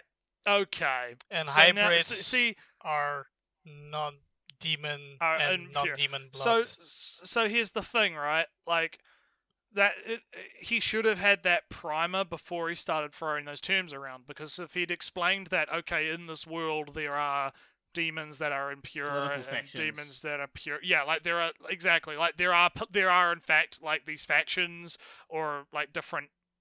I wouldn't say races, right? But like different types of demons or whatever. It makes a lot more sense than just throwing out, oh, she's a royalist, and then I'm just sitting here going, oh, what the fuck does that mean? And then he's like, oh, well, now I'll explain that there is like different blood types or whatever the fuck, right? So anyway, yeah, I get what you mean now. Now that he's kind of gone forward a bit, but let's continue. Use playing a 3D chess maneuver like this against someone who's already made the fourth dimension his bitch, so Anos quickly yanks the staff out of the would-be thief's very soul and returns it to his teacher in the smuggest way possible. The incident itself doesn't matter much to the overall plot, but that exchange does plant the seed that there are political organizations working why to bring it up? change the demon world status quo, and that the self-righteous traditionalist assholes of the world see them as more of an irritant than a movement worthy of serious consideration. It's one of those small conversational details that instantly makes the world feel bigger than it was. But I remember, like the number the one show. rule Hey, of this can you- genre is do that you the world fucking must revolve around understand the how much I protagonist. like the so show when we yet, get to Ellie? meet them I shortly like this thereafter, part. it turns out that in the last few I months like the they've part in transformed Seito into Kai no basically Ichi-zone an where the Anos the Gold fan mood club. became And again, serious it instead totally of makes funny. sense why that funny thing would happen from a narrative standpoint. It's clear that this dude who the Royals have branded as a misfit is, if not the real deal, at the very least on a whole can other you pause level real from quick? every other Because we talked a little bit too much. Yes. Oh I my mean, god, it's there's still 8 minutes left. Alright, so just to recap what Mother's Basement said, Anos here is branded as a hybrid misfit, whatever. Misfit is another term, but it doesn't matter. Whatever. It's bad. Get on with it. Bad. He's a bad man with a big dick. Let's continue. He's bad. He's a bad mark and a white uniform, and other white uniforms are kind of powerless against red uniforms. But Anos here in white uniform is super duper powerful. So other white uniforms think he's the super bestest. They want to get on his dick. I get it. Right. So, yeah, Yep. Keep going. Yeah, they want to ride. They want to ride the sword. Yeah, alright, and it's like, all of that makes sense, and I don't fucking care. Because it doesn't tell me anything about how this show is the next One Punch Man. I don't understand.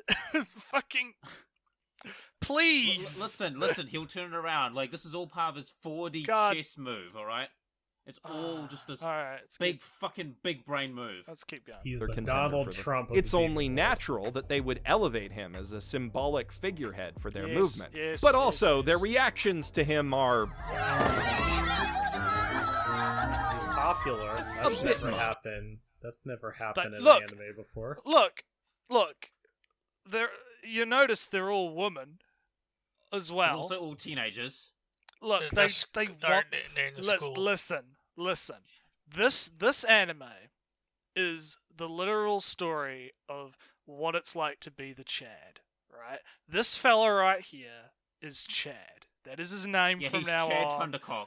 And he runs around and he does his Chad things, and the women, they just look at him and they go, "Yeah, I want his seed. I need to create." From this beer angle, for he even fucking has children. the Chad like chin. Yeah, Oh my God, he does. he is the Chad, right? That's what I'm getting from this. Look That's at what that. Mother's Basement is telling me. And look at the girl on the most left. Look at that hybrid face. Yeah, that's not good. Not good. I get what they're trying to do there, but it doesn't look very it's good on the it's pause an frame. in-between frame. It doesn't Yeah, matter. yeah. In the in-between frame, it's fine. But anyway, let's keep going. Now, it doesn't seem like most of this fan club will be able to attain true harem status, and I can't say I'm not just a little disappointed with that, considering the varied lineup of cuties that comprises it. You got a mousy nerd girl, a Okay, so are harems good or are they not good? Because I know he's had opinions that harems are not good. So Well, it's just he likes how varied the girls are. But in how his- does this in harem the- relate to One Punch Man? Yeah, and how that's does the thing. and this Does Saitama have a this harem is not diverse enough for him. So I don't understand. Well, the no, girls some are of the just- harem are like all of these harems are like half breeds anyway. So I guess. You Oh, know, I guess it works biracial out. counts as Yeah, diverse yeah. enough. I guess it works out. But anyways, tough eye patch, even a rare, genuinely thick waifu with pink hair. Like, it's not exactly even a fat revolutionary, girl. but in an industry that almost solely rates Look at those female body thighs. type She's diversity and Oh my god! Now See- he's gonna see- start going. now he's actually getting it. You see, I fucking knew it. I knew it was fucking coming. See, this is what I mean. Harems are bad because they objectify women, but not Oh, this God. one. This one is okay because Mother's Basement. There's a fat The girl. There's a fat fucking- girl in the audience. There's Look, one fat girl. There is a fat girl. Look hey, at hey, those. listen, Look the at main her character fucking legs compared to the other characters' legs. Listen. The main character likes his woman like he likes his steak, extra thick. Okay. But Wow. it's like, come on, dude. Come on. All right, I want to go back just because I want to hear this whole, because this is going to be funny if he's actually going to get into that.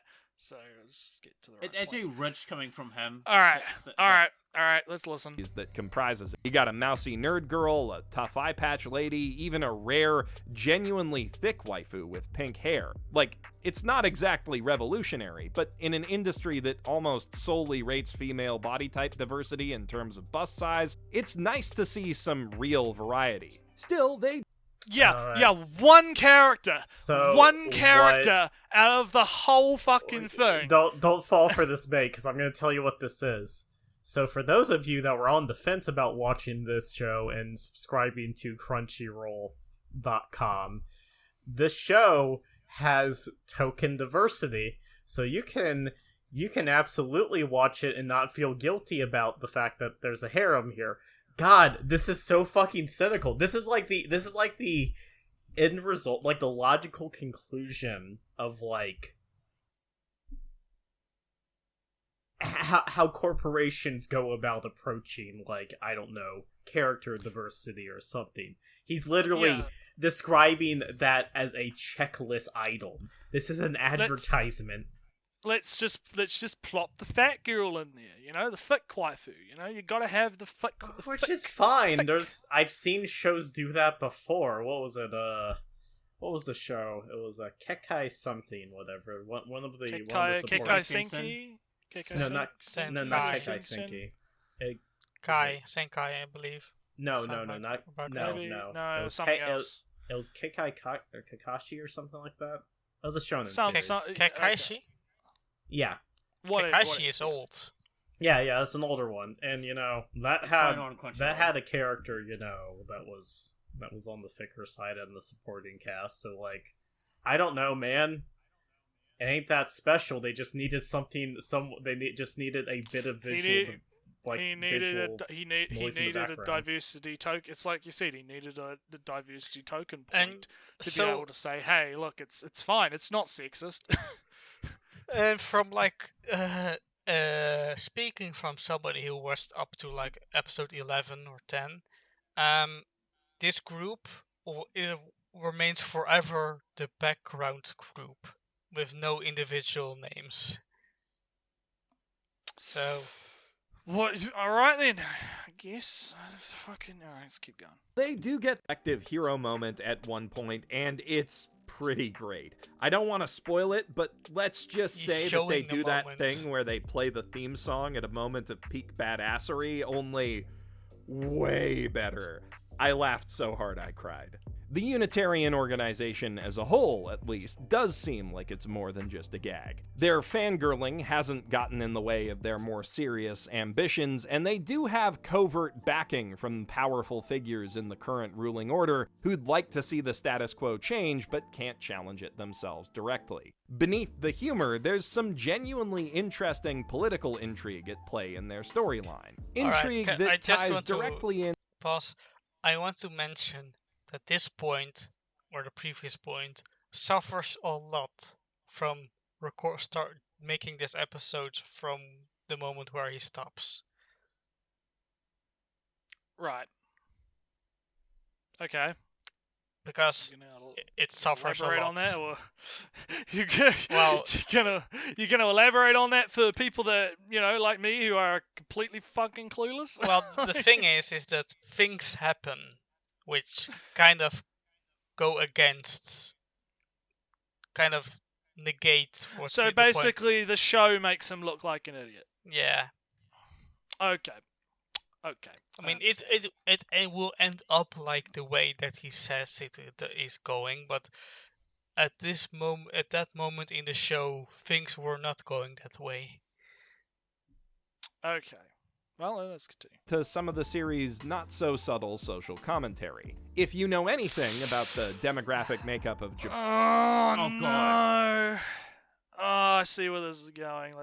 Japan, the experience of its growing population of half-Japanese or Hafu citizens, it's not exactly difficult to draw parallels between that and the way half-demon hybrids and Dilhade are treated as second-class citizens. Honestly, it's... What?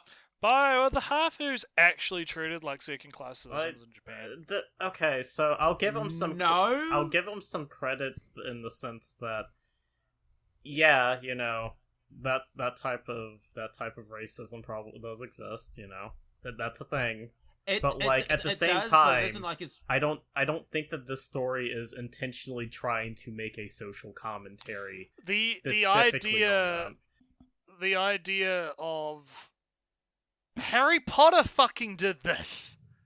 Fucking Harry Potter fucking did this with the mudblood thing. Like, this is not a fucking, like, new concept. And I agree that I don't think that this is gonna be like it's a subtle... This is fucking everything is politics bullshit, right? This is fucking... everything is political. Everything is political. I have to find a way to, like, twist this very common fucking trope You're going off when you're being baited into going off right now. On the I know.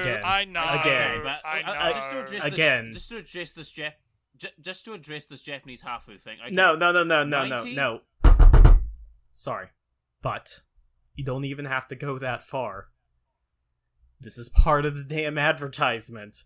Hey, here's a little bit of political intrigue and a little bit of this show has a little bit of everything. Everything is political. Yeah. No. Is political. No. I'm me finish. agreeing with you, Lolly. Fucking triggers me. I'm you're not agreeing with me. You're not agreeing with me, though, because what I'm saying is that part of the advertisement.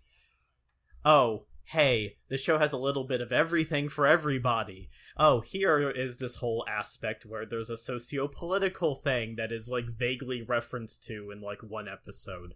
Like, this is like the background diversity thing, if you're a hip woke kid who likes to think about, but it just annoys the fuck Well, out of then me stop. that it Don't think about it. Yeah. And just That's what I'm saying. I'm agreeing with you.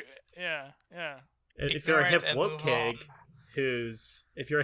kid who's into this type of thing, then this show is also a thing for you. Like, God, it's cynical. If you're a hip woke kid who thinks everything is political and has to fucking shoehorn your bullshit. Okay, keep it playing before I blow a blood vessel. I'm agreeing with you. It's fucking. It's just. I hate it. I mean, I don't even care if it's political or not. It's just like making a slight reference to something or having a slight parallel to something doesn't mean that it's in any way significant enough to even draw to draw it doesn't make attention it good. To. Yeah, it doesn't make it good. Exactly. It doesn't make it good at all, and it's not tying it to One Punch Man either. It's like it has both. But remember, you're forgetting the show has something to say about society that makes it the same. Oh, for fuck's sake! We all live in a society, but not the most nuanced or correct exploration of racism. Like, there's a bit where one character basically says, "Hey, I don't see social class. I just want a grill," and the keep going. We're not falling for this. Keep going. The leader of the Unitarians responds, "That's what it means to really not discriminate. You're basically our ideal demon." But I guess the bar is pretty low in this world, and it is neat to see what I thought would be a completely brain-dead wish fulfillment series trying to say anything at all. And there is another interesting dimension to this allegory. Just as there are clear parallels between hybrids and Hafus, though royalist demons who discriminate against them are pretty clearly meant to stand in for right-wing Japanese nationalists. Believe me, Oh my... It's not that deep, bro. No, it's not that deep, bro. I don't have any like thing to add. I just wanted to pause because I needed to. We just needed a moment. Break. Oh, like, is he seriously gonna say? Oh, hey, look, it's a Netflix show. It's surprising that he's advertising that. Is he seriously talking about? And he's using this as an example of Japanese nationalists. Like, I want to go. I know I shouldn't get baited, and I'm not gonna get baited. But I could go into a fucking. It's not that deep. About fucking. Yeah, that's the problem. It's like I could go into a rant about the fucking everything is political people and how fucking retarded they are, and you. But this episode's already running on, man. He's I'll leave it at that. he is essentially just projecting ideology into this fucking low-level light novel bullshit, right? That's what he's doing. Is he's saying, "Oh man, these look slightly similar, so it must be connected in some way." And I hate it when people fucking do this. It's so annoying. The thing that I'm annoyed by, I'm far less than Naretsu, of course, but Okay, I'm back. no. I actually need a hot minute. All right, let out. Oh, whatever.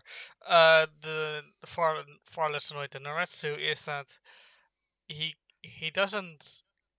I mean, it's hard, but he could have tried to see if this aligns with what the author said in some interview or some blog post, which there should be plenty of, and if it really relates to something, or he could just say, "This is the meaning that I see in it," because now it's neither.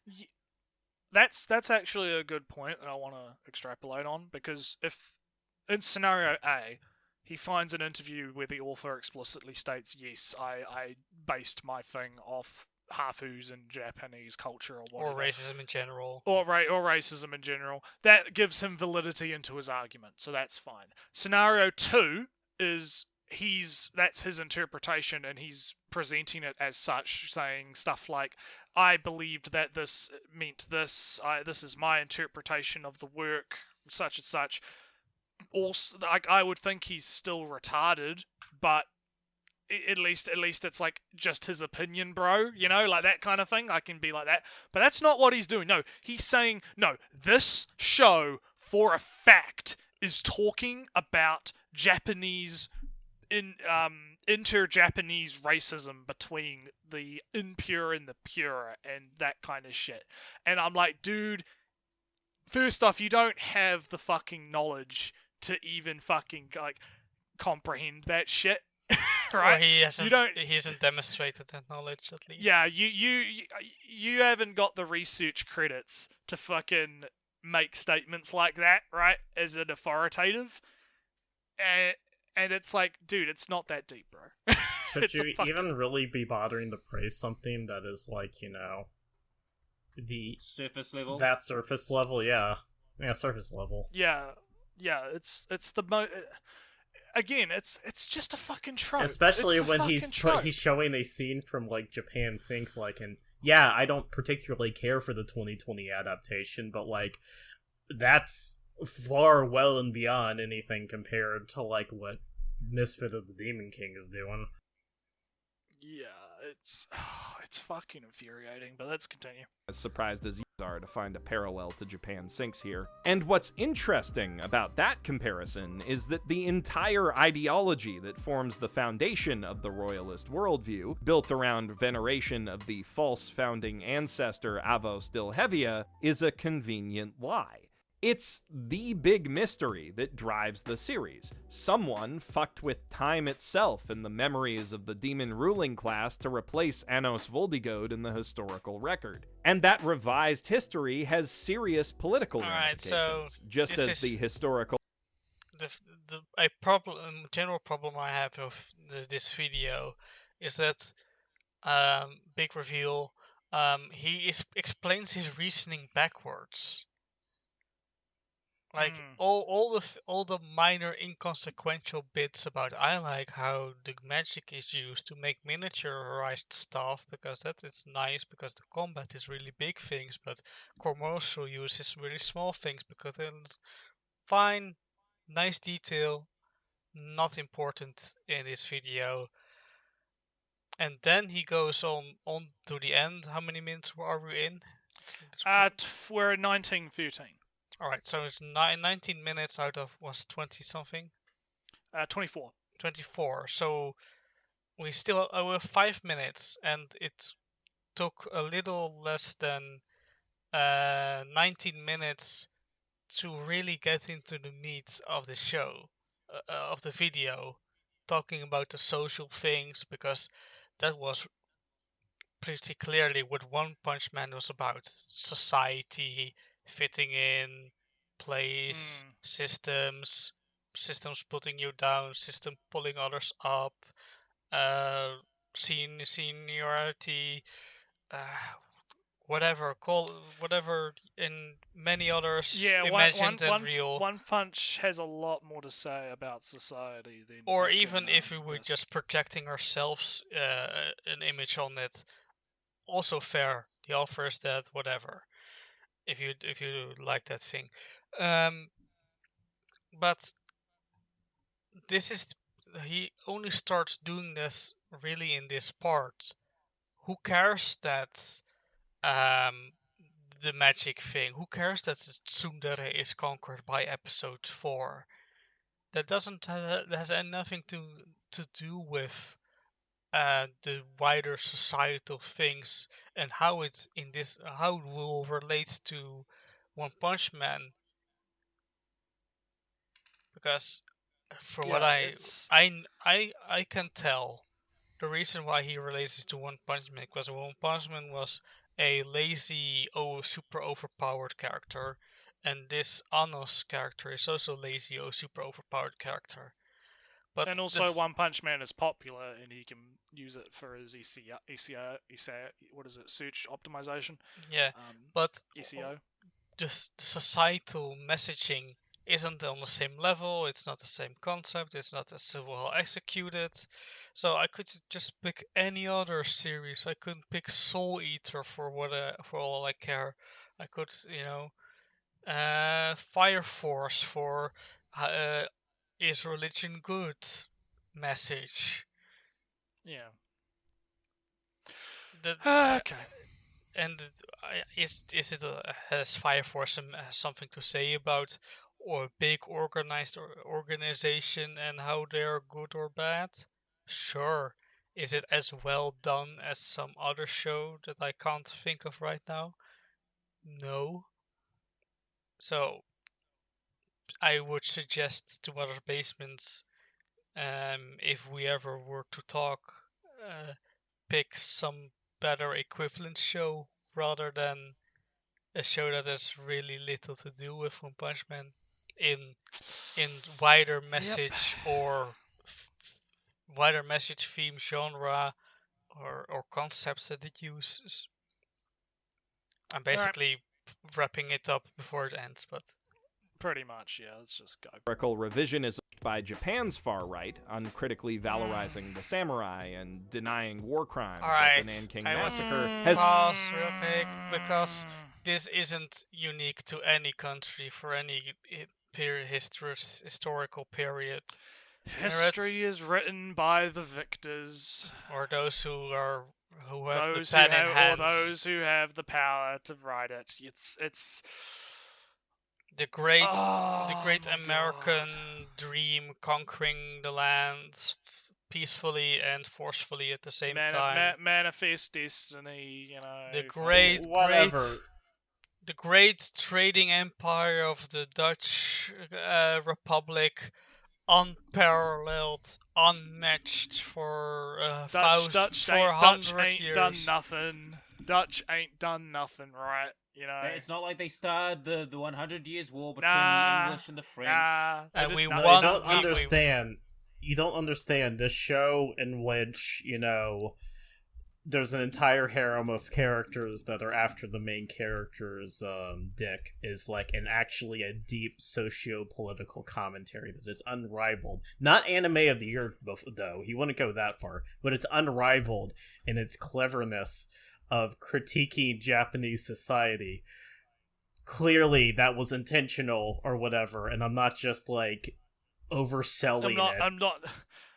I'm not just pulling shit directly out of my butthole so I can make this is like looking at a deviant art painting and declaring it the Mona Lisa. And even if, this is kind of what I just did was kind of like, but other countries do it too. But there is no. I find it very unproven, this connection. That's what my problem. For how much I like to put meanings into shows that don't explicitly say it, this is far more of a reach than what I'm comfortable with. Yeah, there's just because the show has history was rewritten by, like, hell, time travel stories do this all the fucking time, right? Like, you'll have someone will go back in time and they'll, like, move a fucking rock and it will cause a butterfly effect or whatever that'll cause all this shit to happen and da da da da da and rewrite history. It's like that. Would you like? Oh, Back to the Future is clearly a story about rewriting the history of America and its sins, right? That's what he's doing here, right? Is he's doing something on par with that, where it's like, yeah, the show or the movie, they go back in time and they change things, and that affects the future. So that means they're rewriting America's history, which means it's about the rewriting of history and its effects. It's like, if you liked this Netflix show,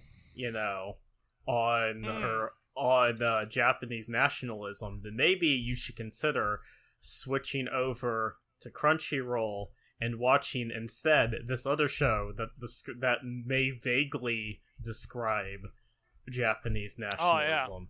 TM. Yeah. Anyways, keep going. Has helped to validate and advance their discriminatory warmongering agenda in both the past and present day. That is some shockingly sophisticated social satire for an over-the-top action comedy, and it's in those elements that I think the comparison to one. Yeah, what sorry, he just said. I'm half asleep. Continue. Sorry. No, what he just said, like, the royalists are actively pushing their racist agenda because of their history writing. It is not the fault of the royalists that what they believe is wrong.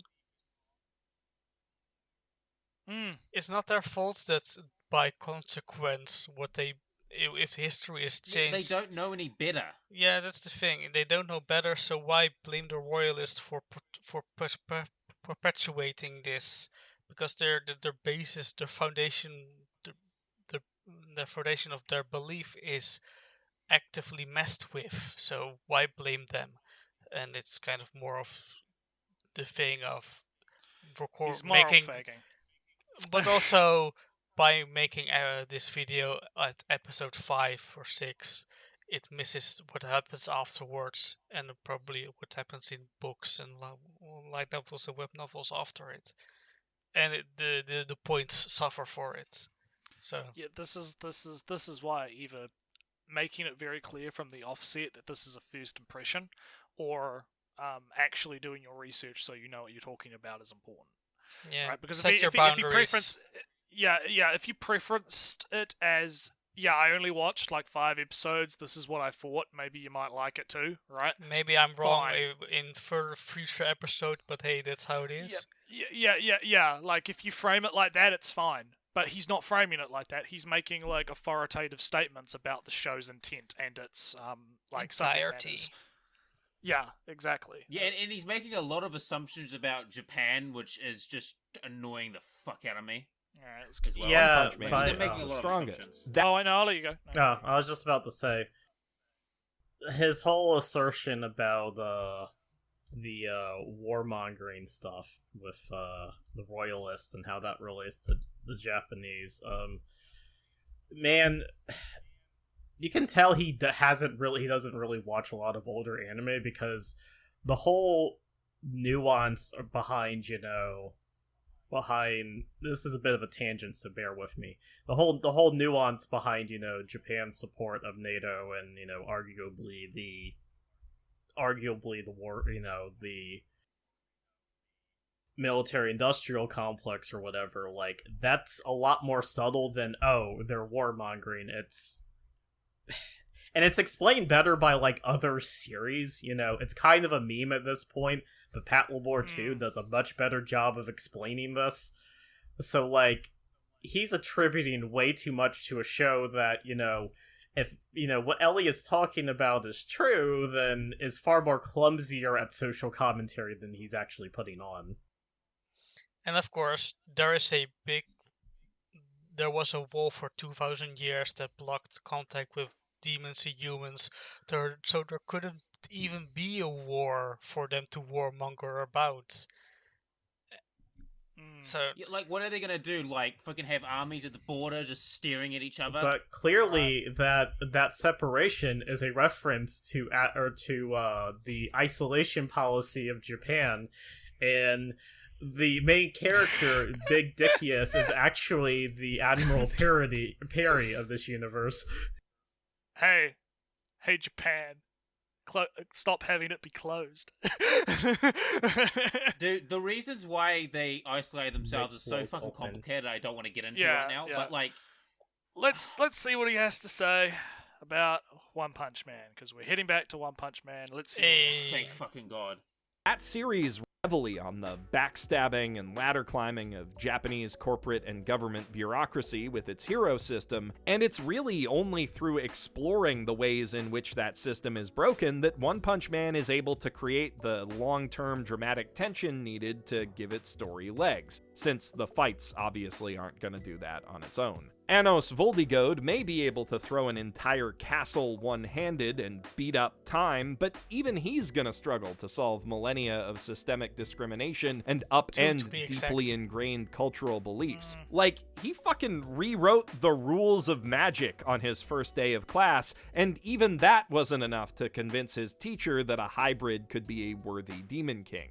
This, like One Punch Man's broken bureaucracy, is a problem that can't just be punched away, or... Hang on a minute. Wait a minute. I have to... Something he's not explaining that I need explained to me. Is he actually a hybrid? Yes. Okay, so he is in fact a hybrid. But... Yeah, because he's born Okay. Hear me out, right? So he is a hybrid. And he was the original Demon King, correct? Yeah, reincarnated. Yes. Well, no. Before he was reincarnated, he was the OG. Yeah. Right? Yes. But he kept his memories and personality through incarnation, so... And no, can you let me fucking go through the train of logic here before you... Go ahead. Because I only need certain things explained. I don't need some other things explained, right? So, hear me out. He is the original Demon King, right? Yeah. Were there pure-blooded demons before him? Yeah, he was pure-blooded. No, you see, that's what I'm asking. I'm asking, right? No. So, I'm not completely sure, but I am pretty sure that he was pure-blooded then. Before he reincarnated. Yeah. So, okay. Because my question was going to be, if he wasn't pure-blooded before he reincarnated, all of these fucking purebloods are not purebloods. If they're all, like, supposed to be, like, you know, not descendant from him, but, like, if they're following his it's shit. super deep because, he like, reincarnated into a half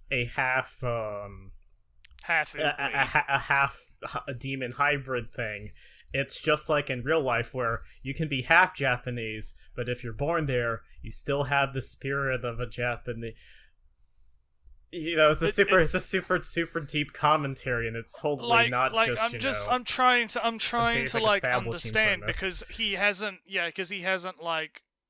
So yeah, because if he was a pureblood, and they're all like worshipping the pureblood or whatever, and now that he's not a pureblood, that's different than what I was thinking. Because I was assuming that he's never been a pureblood. He started off as a half-breed, and he's so super powerful, possibly because he was a half-breed or something like that, right, in the past. And this is me again making assumptions, having not read the work, having not watched the show. This was just what was going through my head. Based off what he is presenting to me, right? It was that, and that was making me think that's really fucking funny if all of these purebloods are actually mudbloods, right? Because that would actually be ironically funny, right? The thing is, of course, the commentary of the show and the work in general is that you don't need to be purebloods to be a goddamn god of the world. So yeah, just like 9 billion other stories through the eternity of human history that have said the same exact thing. I like the delivery. Yeah, no, I'm not knocking the show. No, I'm just saying, like, his Mother's Basement. I like the delivery, but it's not about a very specific phenomenon happening in Japanese like culture. Mother's Basement. Yeah. yeah, Mother's Basement is making this out to be like this fucking magnum opus fucking commentary on Japanese society and all this other shit. And I'm just like this fucking story has been told so many fucking times throughout the like history of the Harry Potter again. Harry Potter did the same thing. He was fucking not a pure-blooded fucking, it's... yeah, let's keep going. Or heartbeat, I think resurrected, Casey killed was. again, resurrected again. No, I think, no, his dad... Oh, no, we're not talking about Harry Potter. We have like 4 minutes to go, guys. Yeah, no, I might be wrong there. He might have been pure. I can't remember. I can't fucking I'll look it up. We can talk about this later. Nah, don't worry about it. If I'm wrong, I'm wrong. I'll take the L on that if I'm wrong. But it doesn't matter.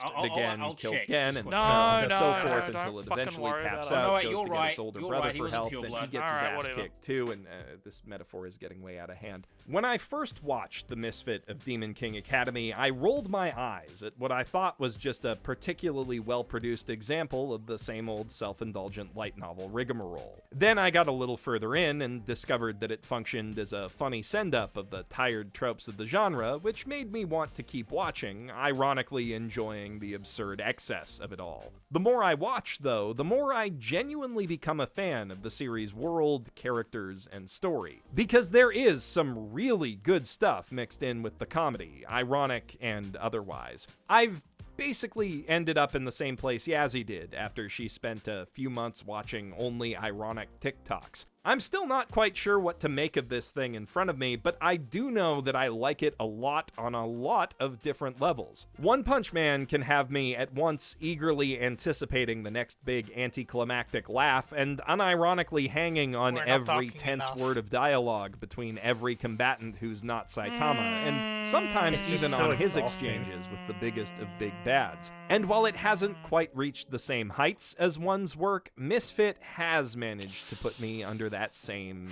strange spell. So I'm not making this comparison lightly. The Misfit of Demon King Academy isn't just like One Punch Man because its protagonist can destroy a whole continent with an errant fart. If you love that series, then I think you are gonna find a lot to love in this one too. If you want to give it a watch, you can do so over on today's sponsor, Crunchyroll. Hundreds of other great anime released in English the same day they air in Japan, including Re:Zero, The God of High School, and the recent reboot of Crunchyroll is an anime streaming platform built by and for otaku, because I don't give a shit anymore. Feature to help. I forgot if he had something more to say. Maybe it doesn't matter. Let's find out, shall we? Look. There's Crunchyroll Expo. Yeah, look at that. Oh, look, there's people on the thing. Look at the 2010s fucking website. Jesus Christ, that actually looks like it's from 2010. Jesus. Oh God, that's even worse. Look at it. It hasn't changed in like fucking 10 years! What the fuck is the wrong with the website? Well, I don't know. It's old. Web 3.0 bullshit. Whatever, doesn't matter. We actually got to the end of what he was talking about. And Alright, I'm gonna... And his patrons don't give... Yeah, we'll stay on shitty Crunchyroll. There you go. Right. Thank fuck I'm done with that, because I'm fuck. I almost feel like I need to have a shower after that, because it was fucking... Ugh. God damn. So I feel so slimy and dirty. I basically gave the wrap up like 20 minutes ago, I think. Pretty much, yeah. Like I don't have much else to add to that other than. Let's repeat it because it's been a while. And maybe or repeat. We're shutting off the video. Shut it down. Shut it down. Where'd you wrap up off at? Oh God. Okay. So. I'll just say I agree with Lolly that this is just a cynical fucking advertisement for the show. Everything he's just pulling bullshit out of his fucking ass crack to try and puff up this show. Because look, it's even in the fucking banner. You see that? At the top? It's even in the fucking banner of the fucking website. Right? So I don't believe this video was made to promote this show. Oh, think you're giving him No, way it too is. much right. benefit So of the doubt. let me finish. is. So I think he watched the show, he liked it, and is just pulling every excuse that he can to make it deeper and more interesting than it is. I don't know, man. Nah, I don't know, man. I don't know about that, Chief.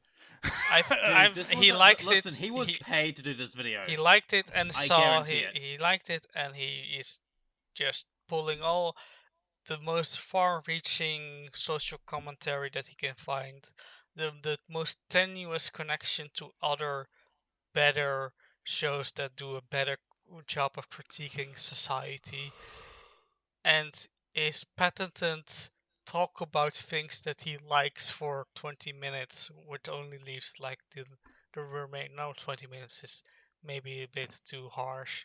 Like 17 minutes of talking about things that he likes, leaving only a sliver of the time talking about the subject of the thing.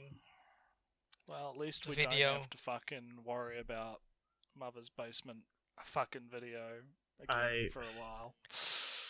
Here's the thing, though. You're gonna say that, but I don't doubt he probably likes the show, but this video was made specifically as an ad sponsor. He's making this for money. It is specifically designed to milk things for money.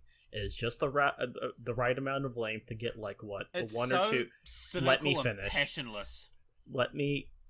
Please let me finish. It is just enough length to get like one or two advertisements in, right? It's just enough length for that. It goes out of its way to draw comparison to fucking animals. The dog. The dog agrees with you. Yeah, He wants to chime apparently. in. 1 second. Yeah, continue. Sorry. No, don't. No, dog can. Yeah, don't go all No. yellow on the dog, Lolly. No, we Inukun. need Dogkun to save us. Inugami.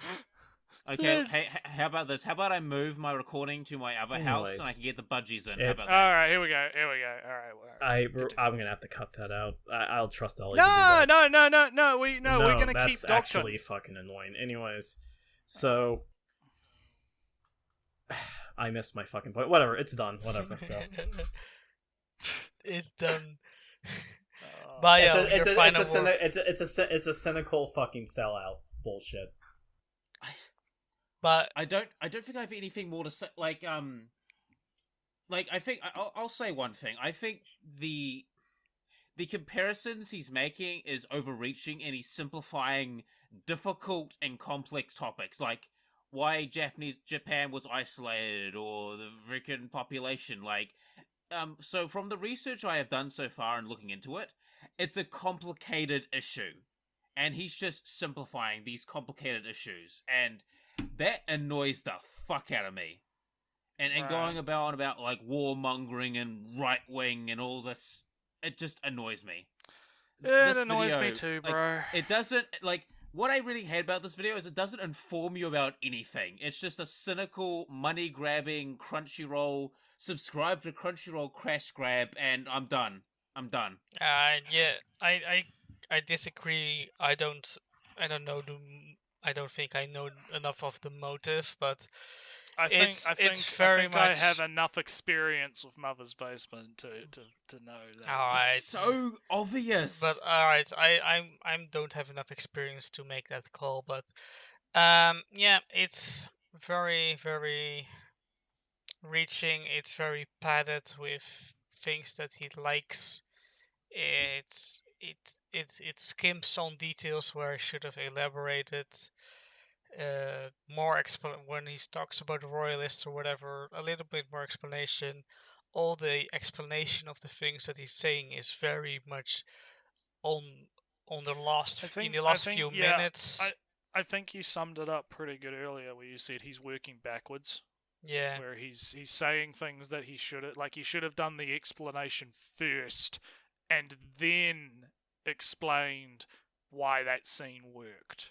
And Because then if he cut out. if he had have done the explanation of there's this class system involving bloodlines and shit, right?